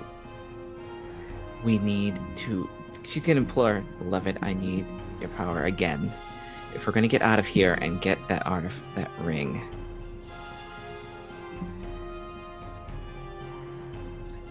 So you're going to ask your beloved for assistance. Mm-hmm. In what way in particular? I'm going to try and implore them to change to. I'm going to do the dark magician. So what she's going to do, just probably implore them to give her the illusion of a form of someone else, probably a priest of some sort, like a nun, or like some. She's been here before. Like she knows. You know what the priest who usually is in this church looks like, yes. Yes. And a couple of the. Remember, these are Anglicans. They don't let nuns exist anymore. Yeah.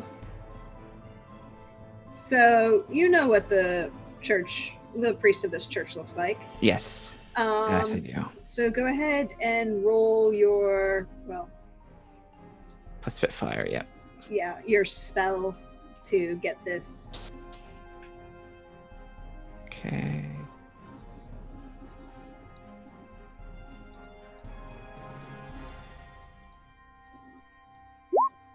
$12. Ooh, yes. Ooh. 10 or above. You choose which one happens. All right. Yep. So I am So going. it's gonna look. You're gonna look like the person that you know. You're gonna just proceed outless. Yes. So yeah, she'll the same thing. Like once the creature arrives and informs her, it appears in like a column of smoke, and it just wraps around her. And once it dissipates, she looks like that priest. Ooh. We're going to cut back down to the hallway into the grotto to Nathaniel. You are now wet. Yeah, that's okay. I think Nathaniel is going to try something excessively bold. And how deep did you say the deep part went to? Like 6 feet or Very. something? We Oh, don't you don't know. know? It's very, Shallow very feet deep. is like to your ankles, or maybe a little bit higher, like mid shin, and then it falls off. Alright.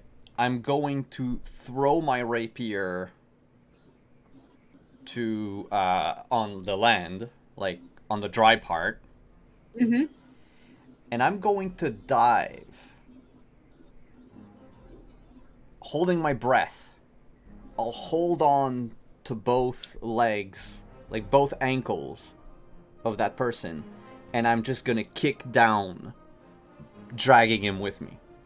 You stole my idea. How dare you, Simon? Yeah, honestly, can I be real with you guys? I was looking at my thing and it's like, oh, I can breathe underwater. What if I just drown this guy? I can't breathe underwater, but that's what I'm gonna try. I'm just pointing out that all three of us had the same idea. Get in the deep end and drown this guy. And I'm going I'm to supporting burn my this. advantage. You're gonna burn your advantage. Yeah. We're just gonna call this strike. So roll plus blood. Alright. So roll 3d6, take the two highest, and 12. Ooh. 12. 12 is very good. The power With of the your- grotto drowns you. Describe what this looks like. Tell us what happens as you throw your sword, and he's still kind of flailing and, bleeding from both your slash, Josie's slash, the bullet wound from the captain. He's disoriented. Yeah, I am. So I throw the rapier onto the ground. I look at him and I just smile and dive. And you would just see like Nathaniel's hat floating on the water and like bubbles. And it takes a minute, 2 minutes,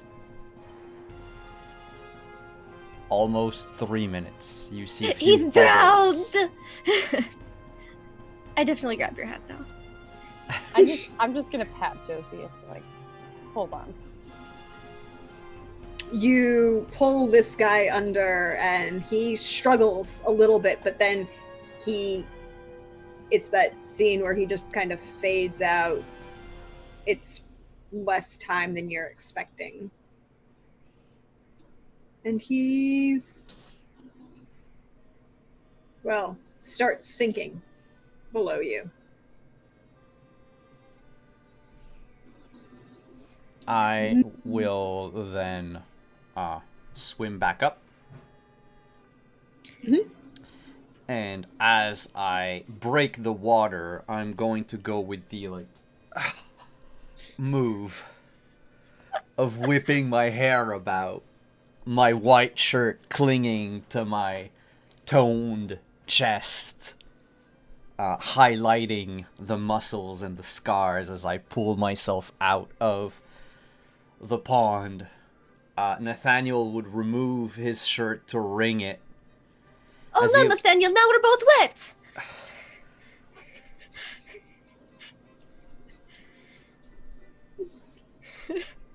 As he wrings his shirt, and he's hoping. Did this impress or one up Josie? I'd say she's impressed. She was very concerned, but then you came out looking like a badass, and that's impressive. So I will take an extra rank over Josie. Good to know. Good to know. And I hand you your hat.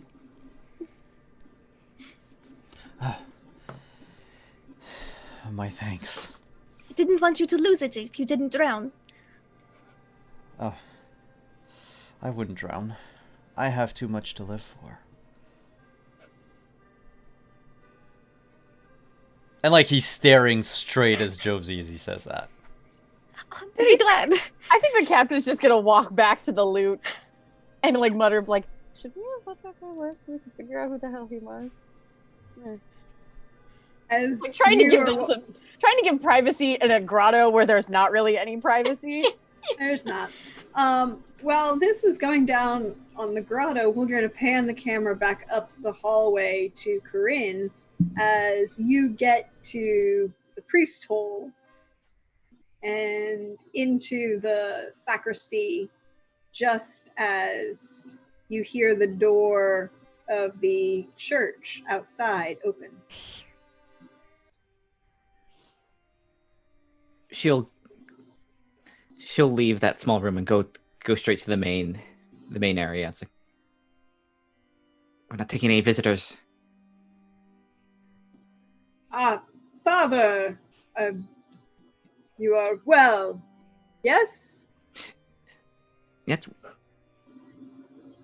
Yes. So I just, oh, she'll do the The Like- side of the cross. what's your business? There's a meeting. I was going to the meeting. There's a man that came here, and I'll describe the man that they shot and just killed. It's like he came in here and then he left. Yeah. Went downstairs, muttering something that Damien, someone so- stole something and ran off. He Might be the ran captain. out. Yes. Oh, Your moments should ago. I should definitely do that. Thank you, Father. The others should be along shortly. We have some important things to discuss, and there have been developments. I was not informed, but I'll make preparations. We found the doll, and he kind of turns and walks down the aisle, the door. Quick for a second. Hmm? Let me. She'll grab his hand, and then just kind of mutter in prayer. And then she's gonna move the hand to the back of her neck. Mhm. And there's a crunch. Mm-hmm. Mm-hmm. Go for it. What Yep. are you doing?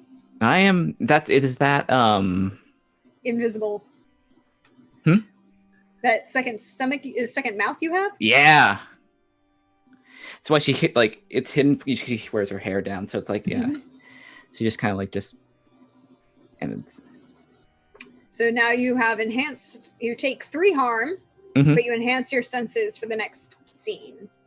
You can sense coming danger. You may roll strike or shoot using plus Spitfire instead of plus blood. all right.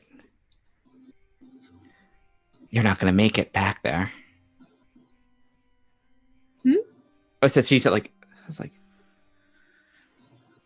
it's about time you should pray for your soul. Father, are you Oh no, Well- I didn't want my hand. I wanted his hand? his Oh, hand. Yeah, that's what I wanted to roll. okay. Yeah. Okay. Yeah. Oh no, I'm for this. Okay, so you take his hand to put it inside the back of your neck where the mouth is, and he's chomping. Now he's kind of screaming in pain. Yeah. This is painful. This is 3 harm level of painful. And he goes, "You're not the priest." And he takes his left hand and pulls a stiletto to try and stab you. You can certainly try. He's gonna stab you unless you do something. You know what? I am going to, with my take out the hidden dagger and just try and just get him in the throat. Roll. You roll strike with plus Spitfire because you Yeah. fed your hunger. You know, I'm going to use that advantage. So is that So extra roll dice? 3d6, and take the highest. Yeah. Ooh, Ooh, 13. 13. So He ain't feeling too good. Nope, he's screaming in pain and falls to the ground as he starts to bleed out. That And was you would hear him cry out in Latin.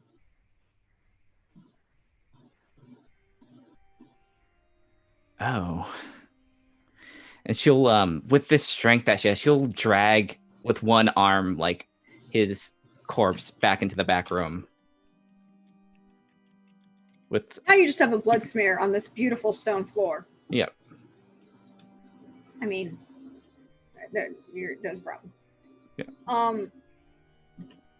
You leave this. We'll leave you dealing with this body as we bring the camera back down into the grotto, just as the others are done dealing with their. We should probably guy. grab this box and leave, since we just killed someone who definitely belongs here. Yeah, no, that's fine. Are you two done?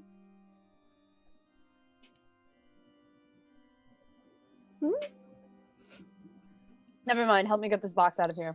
Okay. Are you carrying the box by yourself, or do you need one of us to help you?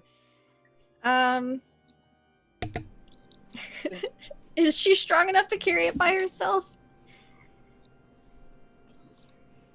I imagine it's more unwieldy than heavy. Yeah, it's heavy, but it's also unwieldy. You might need extra help. I would appreciate some help.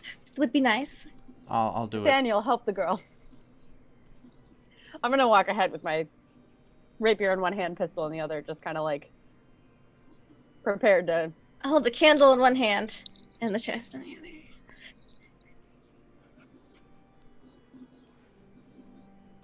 Let's do this. So you make your way out of the grotto to the door, up to the ladder. It's a lot of finagling and moving and shifting things around to get this chest through up this ladder. And all of you are now in the sacristy with a dead body on the ground. And Corinne just kind of staring at it oddly. Okay. Elijah Scott, no! I don't think there's time to I ask knew questions. him! I thought since we're killing one of them, you'd want them. Anyways, there's more of them coming. We should get out of here. Yes. Back to the ship. Back to the ship. All right. We should hurry. Point of order out of character. Do we think Ignatius Steele is going to be one of the men that shows up at this meeting? No, that was in the letter. He's waiting for her. He was looking for Josephina. That's right. I'm taking notes and I'm remembering things. Only one of those things is true. Which means we should make haste for Havana before they can get a message there. Yeah. Is there a way that's like kind of back alley-ish to get? I'm like trying to see the map to see if there's like a really back alley-ish way that we can get from the old church. We could go through like more like the graveyard. Yeah, honestly, like instead of that main merchant exchange path, we go like through the you graveyard have down. to get but there's here. past St. Paul's Church. Yeah. Oh, and we have to get to the North Docks? Yeah, we have to get to the North Docks because that's where we're. Well, maybe we just cross the street and pass the governor's mansion instead. Like on this side. Honestly, there's like that alleyway in front of the old church, and then we can just hike up that way that faces the sea. That's probably our best chance right now. Yeah.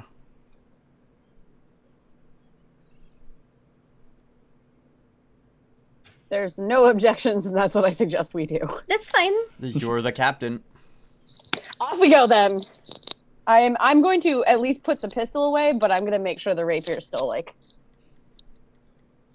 I got it. Super easy to grab. So the four of you make your way back towards the ship. Isaac, what are you up to? like crawl back onto the Steve. I want to be like, or back onto the ship. I want to find Steve. Steve's not hard to find. He's kind of like on lookout duty, guard duty, right at the helm, kind of leaning on it. You know, that kind of like, I'm paying attention, but I really want to take a nap. Steve, I need you to grab all of your money and come with me. What? The I'm fate confused. of the ship depends on it. The captain's not here. I am in command. Come with me. The captain told me I wasn't supposed to trust you when you asked for money. She did not say that. Yeah, she did. She had a whole meeting. There was a board. There were things about don't trust Isaac when he asks for money. Don't look weird at this witch. Don't say mean things to Josie because she can't read. There was a whole bit about don't talk about Nathaniel's job. I was given instructions. You know what? You are a very good boy, Steve, but we could all die if you don't come with me right now. Did the captain say anything about that? The captain is the captain, and I'm roll me hoodwink. What stat does that use? Hoodwink, Polish. polish. Yeah. And Okay. I believe that you have a weakness that will affect that. Oh yeah. 2d6 minus 2. Oof.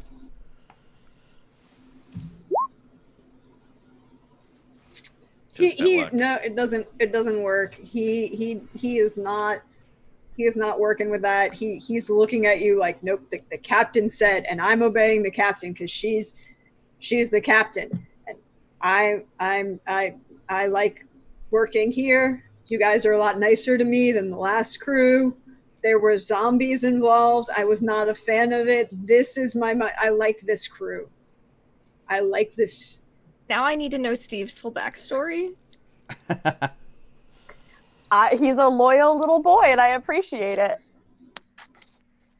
Look, So proud I of Steve. I look gonna at him. I say, I'm going to protect Steve with my life. I'll remember this, Steve. When we all die, this will be your fault.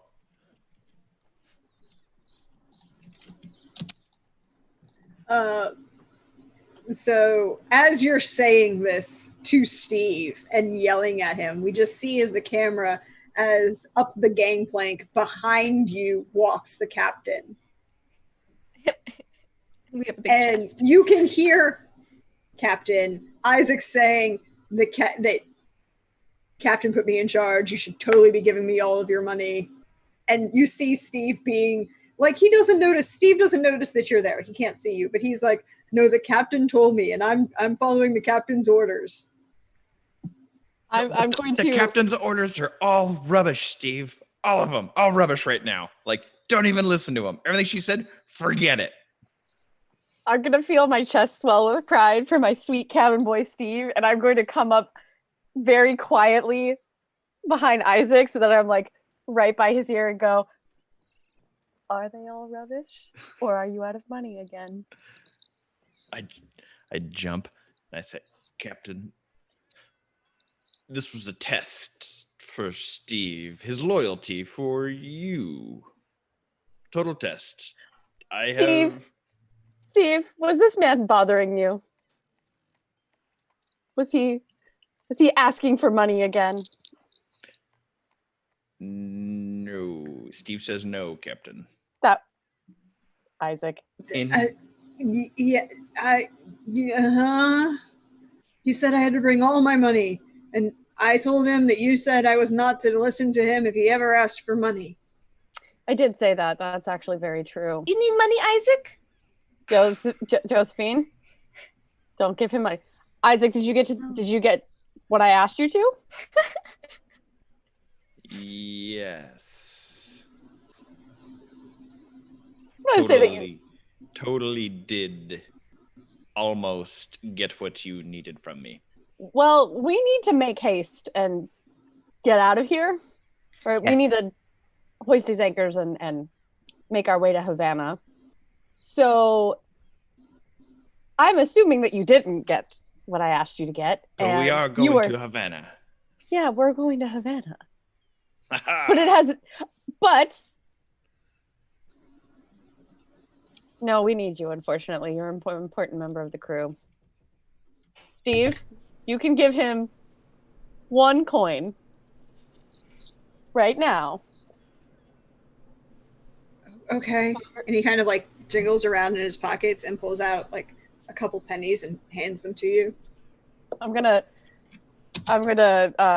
later, when I realize how many Spanish gold coins we have, I'm going to give Steve a tiny portion that's just for Steve. Because I'm so proud of him for being loyal to me, my sweet boy. But I'm also going to instruct Steve that Isaac may require him for a mission. But for now, hoist the sails, lift the anchors. We're going to Havana. We were going to have the best time, Steve. The best. And then I'll go to my ship. Isaac, leave the boy alone. leave him alone. The best time. Captain, where would you like us to put this chest? Let's take it to my quarters for now, and then we'll deal with it there. All right.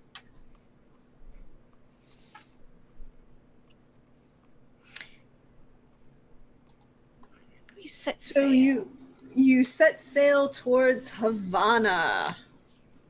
And now I think, if I am correct, I need to ask. Along the way. Yep.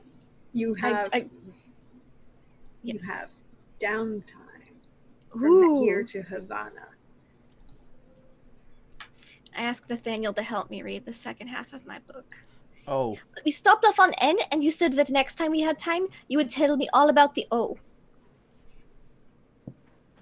I can. Actually, would you, Josie, want to come to my cabin for a lesson today? Well, that sounds fun.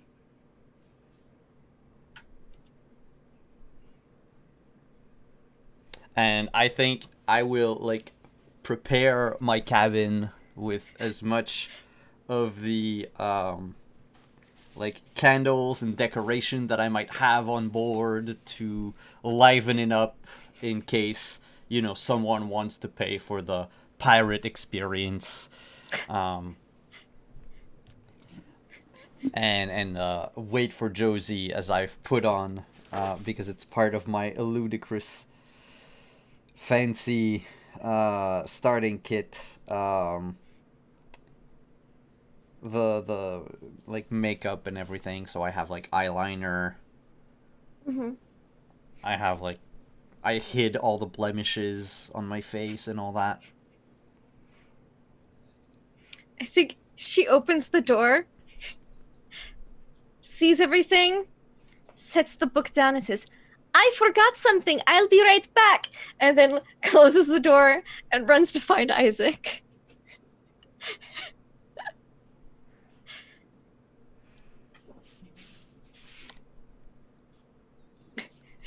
Isaac is probably on at the helm right now.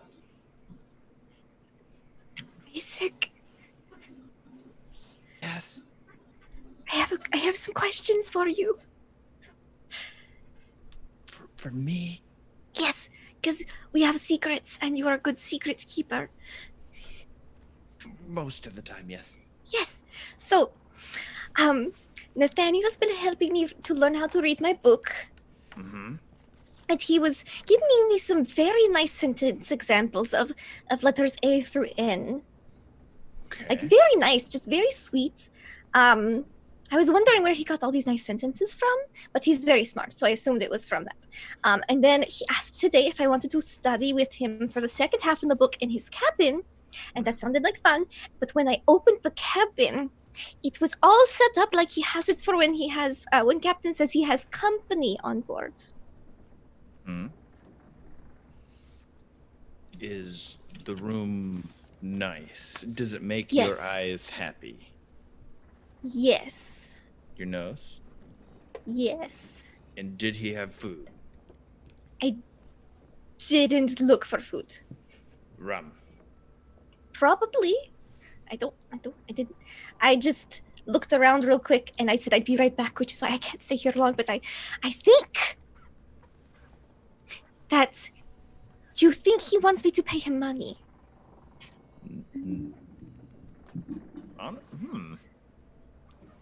For helping me learn how to read.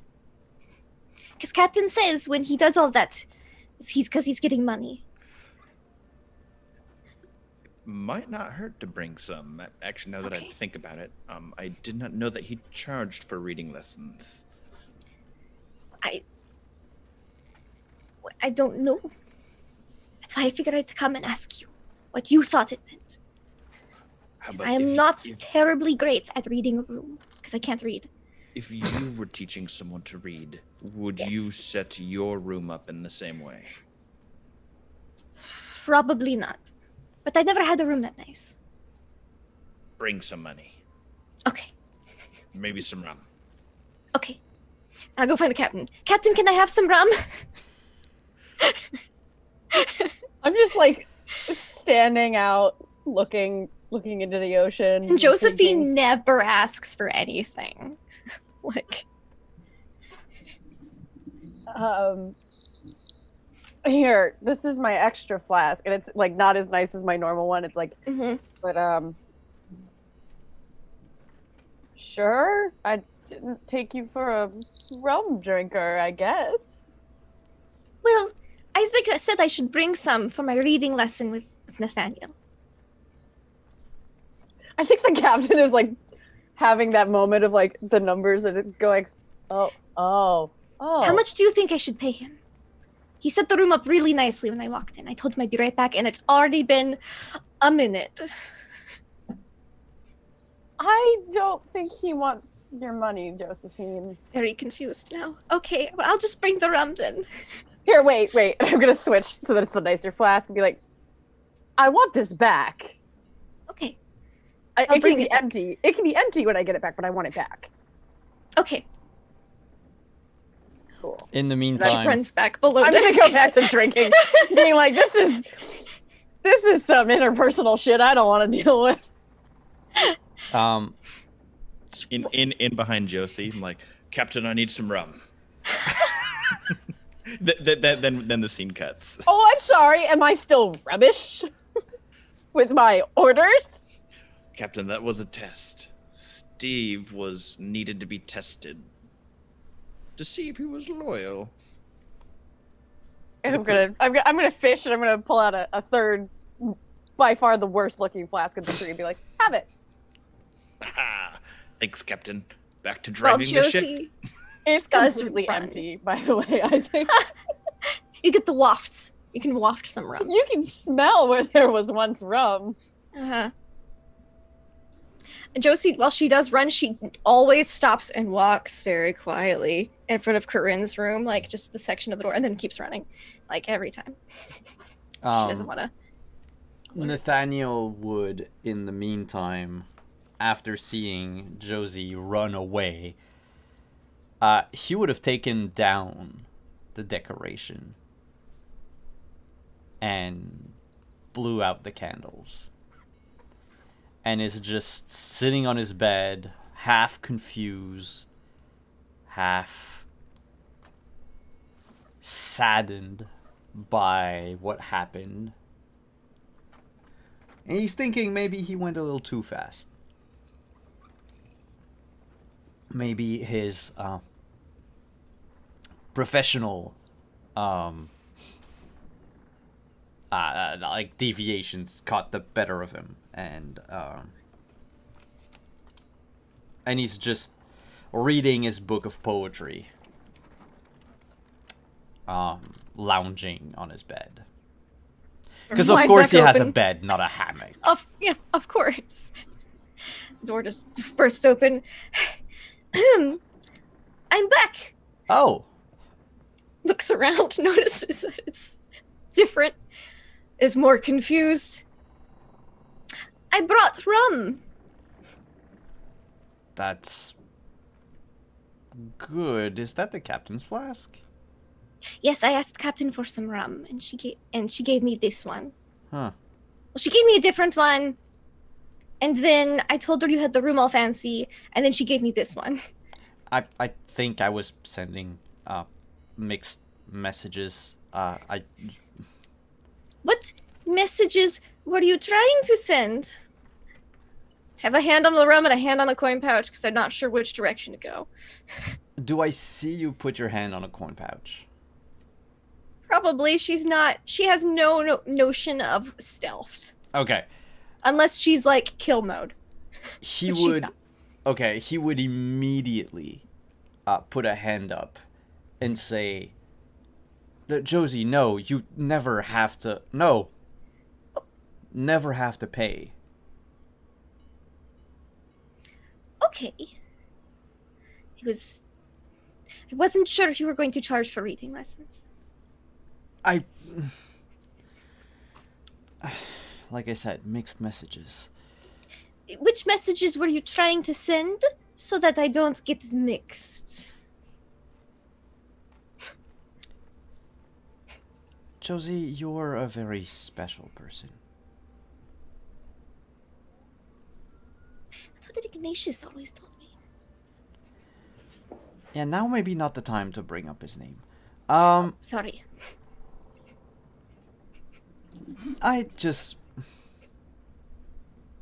She'll sit down. I enjoy the time we spend together. I do too. And I thought you wanted to spend more time in my company, and that these lessons were a thinly veiled excuse to have me to yourself for a lengthy period of time. I think there's a slight light bulb that clicks, and she turns a brighter shade. She matches her blouse and headscarf a little bit more.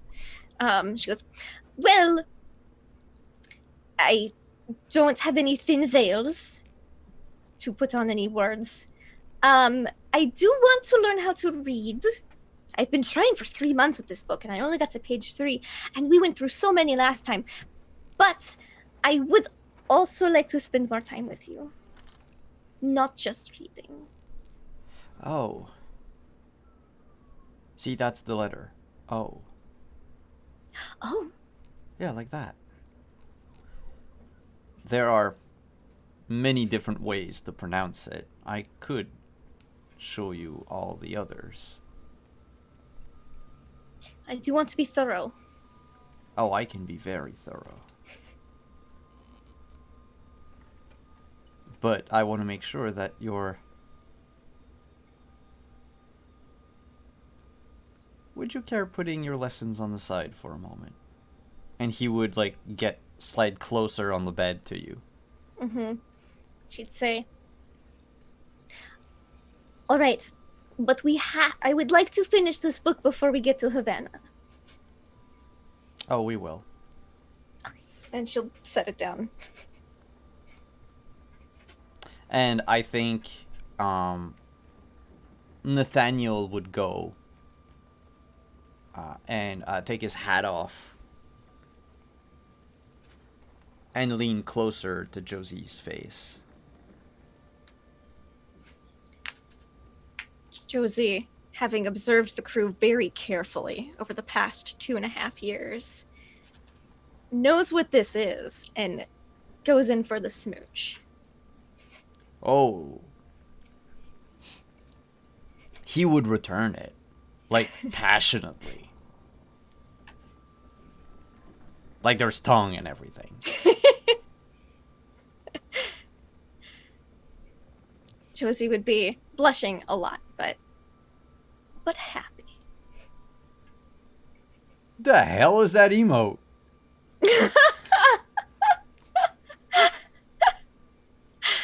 Don't worry about it.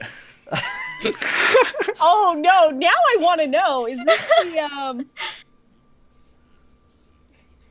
the This is the part of the lesson where they really get to know the O. You know what I mean? Yeah. I would teach her all the different ways to Suddenly, pronounce. the D and the O both make a lot more sense. Mhm.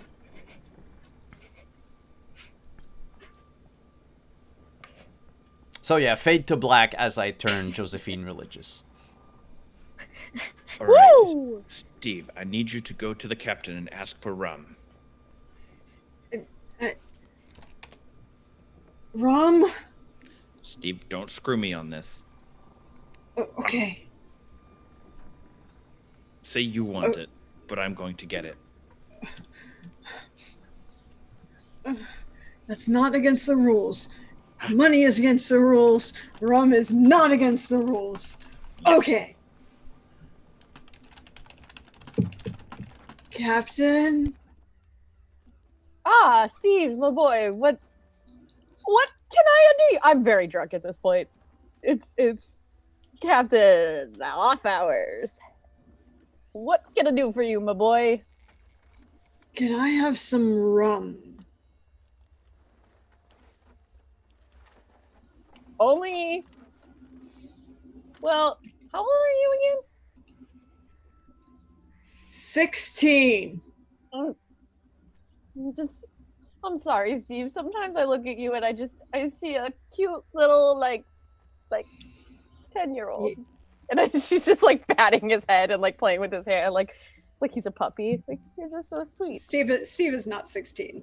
Steve is definitely younger than 16, but he's older than 10. You just look like baby. You're so young, so sweet. Aren't you a little young for that? Well, no. I started drinking rum really young. I didn't have the best influences, Steve. It was... Your captain has made some bad decisions in her life. Let me tell you. She's just gonna take a huge drink. Just... Where did we pick you up again?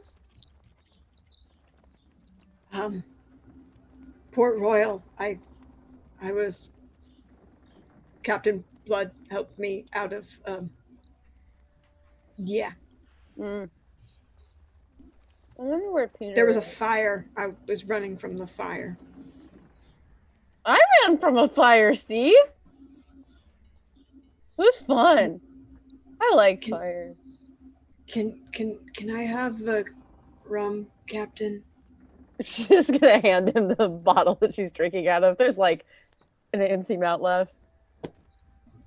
Thank you, Captain. Wait, are you? But if you're leaving, then who's drinking with me?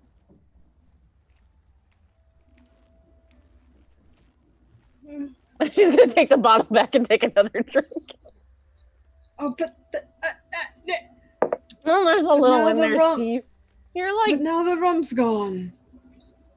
oh, why is the rum always gone? Steve, why do you need rum? You just say, Corinne's a good drinking buddy. yes. She just sometimes does weird things with the magics. Uh-huh.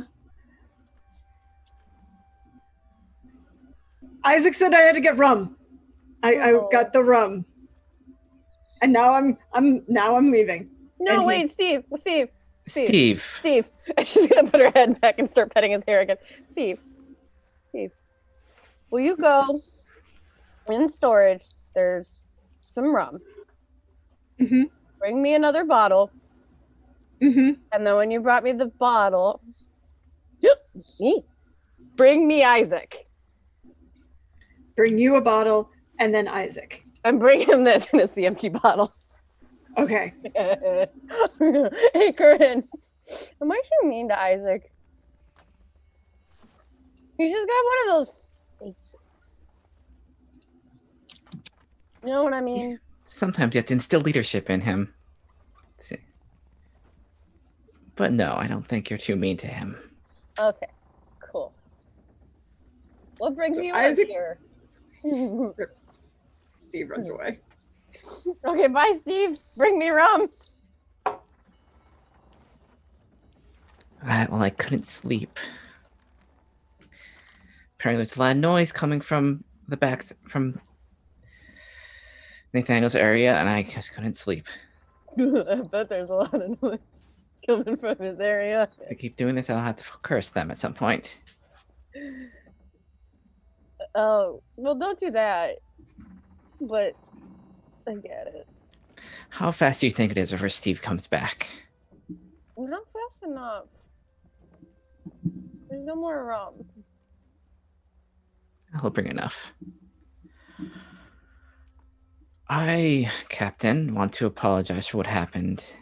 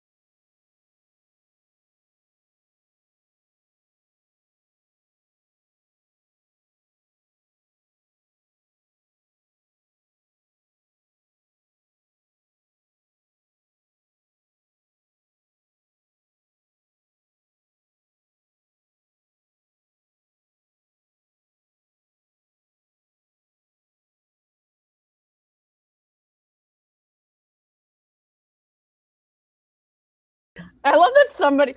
Thank you, Placer Rat, for blaming Isaac. Rat Isaac- always blames Isaac. Rat knows that it's almost always Quentin's fault. Thank you, Rat. You are a gem in this world. Anyway, I think the captain was listening to Corinne's apology.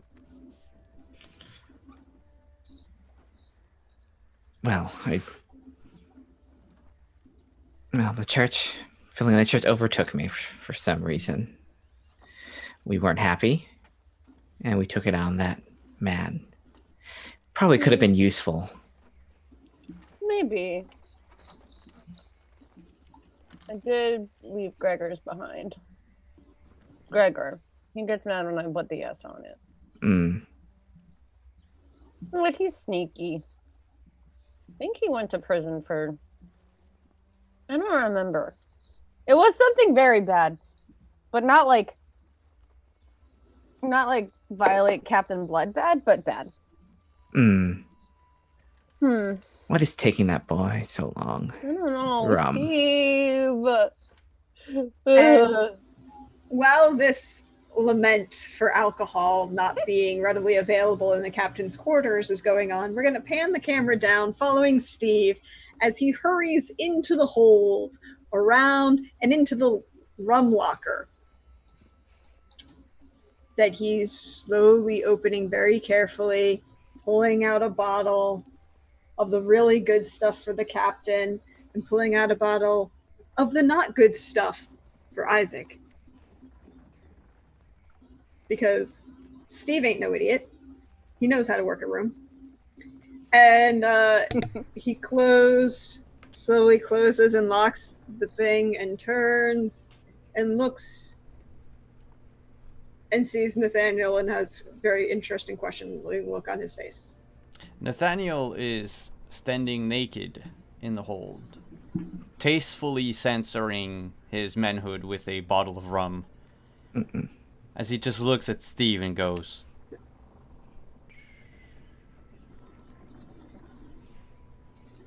"It's in the rules. I don't ask any questions." And he turns and continues back up the hold, out of the hold, walks by the helm, hands a bottle off to Isaac, the not so great one.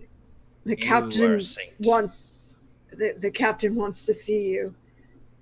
And then he You turned ratted in. me out. No. She was there. She asked. I don't lie to her. Not the captain, the other one. I don't lie to her.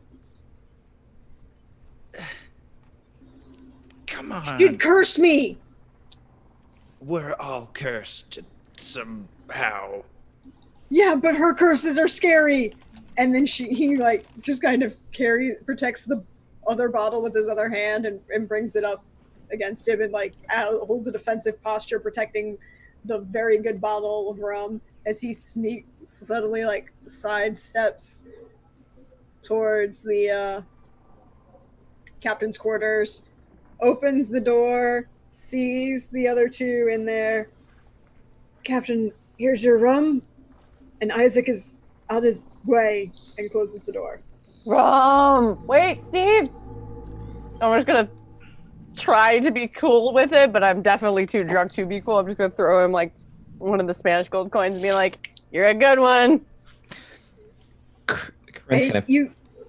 Corinne would notice, the captain might be too drunk, but Corinne would notice that Steve snatches that coin out of the air very quickly and then just it disappears. You don't see it, you don't see where it goes. He palms that thing and it's gone. And he just kind of smiles and nods. I'll look at him and just smile like, so talented. Mm-hmm. Have a nice day, Lady Corinne. And he closes the door as he stops and then he turns and looks at Isaac.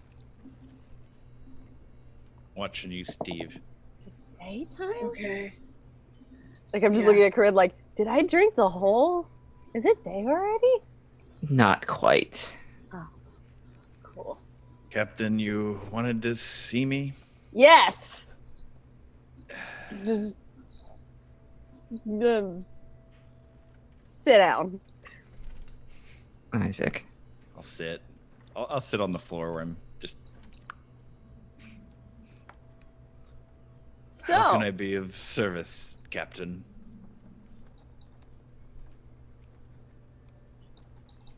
Not what I was gonna say. I'm just gonna take another drink. Oh, you have a bottle. Okay, well, so much for me being nice to you. Steve was getting me a bottle, like I asked him to. And then he ratted me out. You mean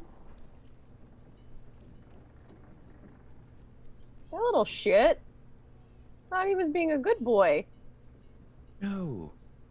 He's never a good boy. He wouldn't give me all of his money, and he wouldn't sneakily get me a bottle of rum. Well, I told him not to give you money. But I needed the money. Well, why did you need the money? I had to bribe some guards. Oh. Then say you bribed some guards, Isaac. But I didn't. It's just you're really bad with money. You see the problem here. If I give you the money, then the money's gone. But if the money is gone and I gained something with the money, is the money gone? But yes. My point was I think it's possible Yes. that you're not telling me something. No. Okay. Wait. Maybe. Probably. I'm gonna go with yes.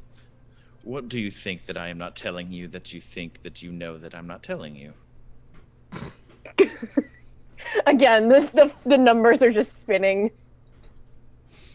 I think you have something in Havana that's bad for us. No. And I think you're selling secrets. No. That's quite the charge, Isaac. Shh. Yeah. Not. So, to the first one, not bad for the crew, good for me. It's a difference. I'm looking Right. for someone. Okay. All right, Captain, describe to me the most beautiful thing in the world you've ever seen.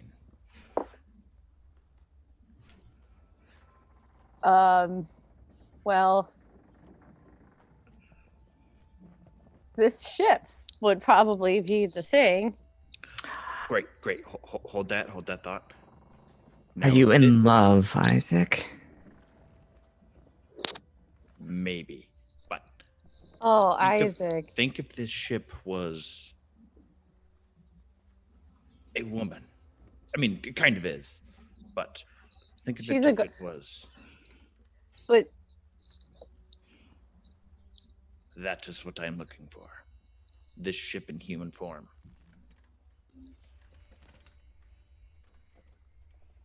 As the captain is contemplating the concept of this ship in human form, the camera pulls out of the captain's quarters where Corinne is kind of seated next to the captain with Isaac trying to sell the story.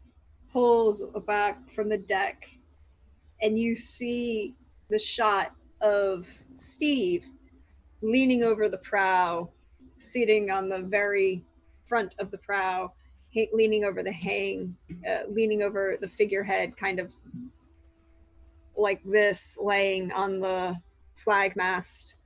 And you hear him start to hum to himself. Hoist the colors high.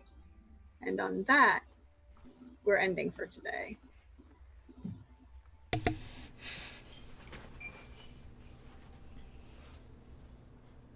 Well, I love my Did we boy. have fun? Yes. Steve will be our downfall. I'm calling it. I know he's going to probably be. He's either going to get killed, or he's going to be what sends this crew to their demise. But I love my little boy that is probably extremely Steve. violent. He is Steve's- not extreme. I mean, he's on a pirate crew. I'm the violent one. Exactly. He's a Josephine that might be a little more worldly, and I think that's the scariest thing I've ever heard in my life, and I love it. So, thank you everyone for coming. Thank you to all of you who hung out in chat. Thank you for the slew of subs, the donations, the follows. Thank you so much to everyone for that. Thank you to all of our sponsors, Mage and Press, Found Familiar, Roll20. Thank you to our partners, Level Up Dice. Thank you to all of you watching on YouTube, the VODs. It's always greatly appreciated to know that we have fans on the other platform. I am Simon at Wandering DM. We will be back on Tuesday for The Witcher. And let's go around the table and check out with the cast where we can find them and what they have going on in their lives. We'll do the same order that we did the introductions. So let us begin with Quentin. Typing in chat. So I just want to say I hated Steve first. Before he betrays us, I hated him first. And he's going to get what's coming to him. I can't wield a weapon or shoot a gun or anything, but I'm on to him. For no good reason other than he wouldn't give me all of his money and he wouldn't lie to the captain. Anyway, I have such a fun time playing this game. I wish we'd play this game for like, I don't know, 3 days straight probably. Maybe. But I'm in Dragon in chat, Dragon on Twitter, and you can find me here next Saturday. And that's all I got. Thank you again, Simon, Deirdre, Alyssa, Josie, Shauna, everybody. It's just such a fun time. Anybody watch on YouTube? Just remember, I said first. It's going down. Little cabin boy. Alyssa. Yeah, I'm here. Sorry. My cat has brought me all of her toys and expects me to play with her. So I am Alyssa. I am Xander Slamilton on all the things. I'm only here on Saturdays, and that's it. I have so much fun with this crew and this group. So thank you guys for having me. It's always a blast. Also protect Steve. I don't care if he's evil. I love him. Lindy. Yeah, that was so much fun. So much happened, and I feel like we're only still at the tip of the iceberg. There's still so much more to explore, and we're gonna go to Havana next week. Can't wait for that. You can find me online at Laugh Love Lindy, Twitch, Twitter, YouTube, etc. I play and GM a lot of tabletop RPGs. You can find me every Monday and Tuesday on my channel for D&D. Wednesday on Tales from the Grimm's channel for Witcher, which is in the same universe as the Witcher game here, so that's super fun. And then Fridays on Tales from the Grim for like an 80s cyberpunk sci-fi campaign, which is super fun. It's at the same time that this show is, just on Fridays, yesterday. And then, of course, here, I'm very excited. I'm sad we only have 5 episodes left already, even though I like this crew. It's fun. I love you guys. It's great. I'm done. Up next is Shauna.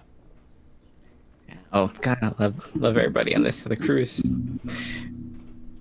I'm afraid that like Corinne's maybe more of a loose cannon than I thought she was. Ugh. But Steve fears her, so that's good. But yeah, I'm Shauna Flanks on Twitter and everywhere else. Where I have post all the artwork I do throughout the week, as well as games, including next time you'll see me, I'll be running The Last Horizon on Encounter Roleplay, where I basically forced him to go through a wormhole that was haunted, and they might have like problems on the ship with the stowaway. I was not very nice to them last session. And last but not least, Deirdre. Hey all, you know me. I'm at Deirdre on Twitter or Praxor Thesmia as you see me around on Twitch. And thank you all for being here. Thank you for enjoying this wonderful story and all of the web and threads that I'm weaving together. And no, I can't wait to see what happens next. I really can't. And see what happens when you guys get to Havana. It'll be a lot of fun. You can find me. I have a pinned tweet about where everybody you can find me every day of the week. But you can find me on Wednesday over on Tales from the Grim with the wonderful Lindy for Lindy for Witcher. Things will be interesting. There's going to be drama next week and mermaids. Yeah, that level of drama. Then back here Thursday for the Sisterhood of the Magical Blade. And if you did not see episode 1 of that, go check out the wonderful visual novel hilarity that is the 4 of us playing magical girls with swords. So much fun. Also, it's a great system. I love it. And then just check my Twitter because I always post where I'm going to be and all the fun things I get to do and all the games that I write, because I do that now. I do write games. You should check them out and let me know. And if you've played one of my games or you've done any of that, give me a reading. Leave me a comment. I like to know these things. Let me know what you think. Let me know what you think. How I can help. But other than that, check my Twitter because I always post where I'm going to be, all the fun things I get to do, and all the fun people I get to hang out with. Like all of these wonderful, fun people who are wonderful, and I love you all. Thank you everyone for coming. We will be back on Tuesday, and like Deirdre said, on Thursday as well for Sisterhood of the Magical Blade, and then Friday is the start of our second season of Cyberpunk Red. So the premiere of Season 2 is this Friday at 8 p.m. You won't want to miss it. Thanks again for coming, everyone, and we'll see you next week. Bye-bye.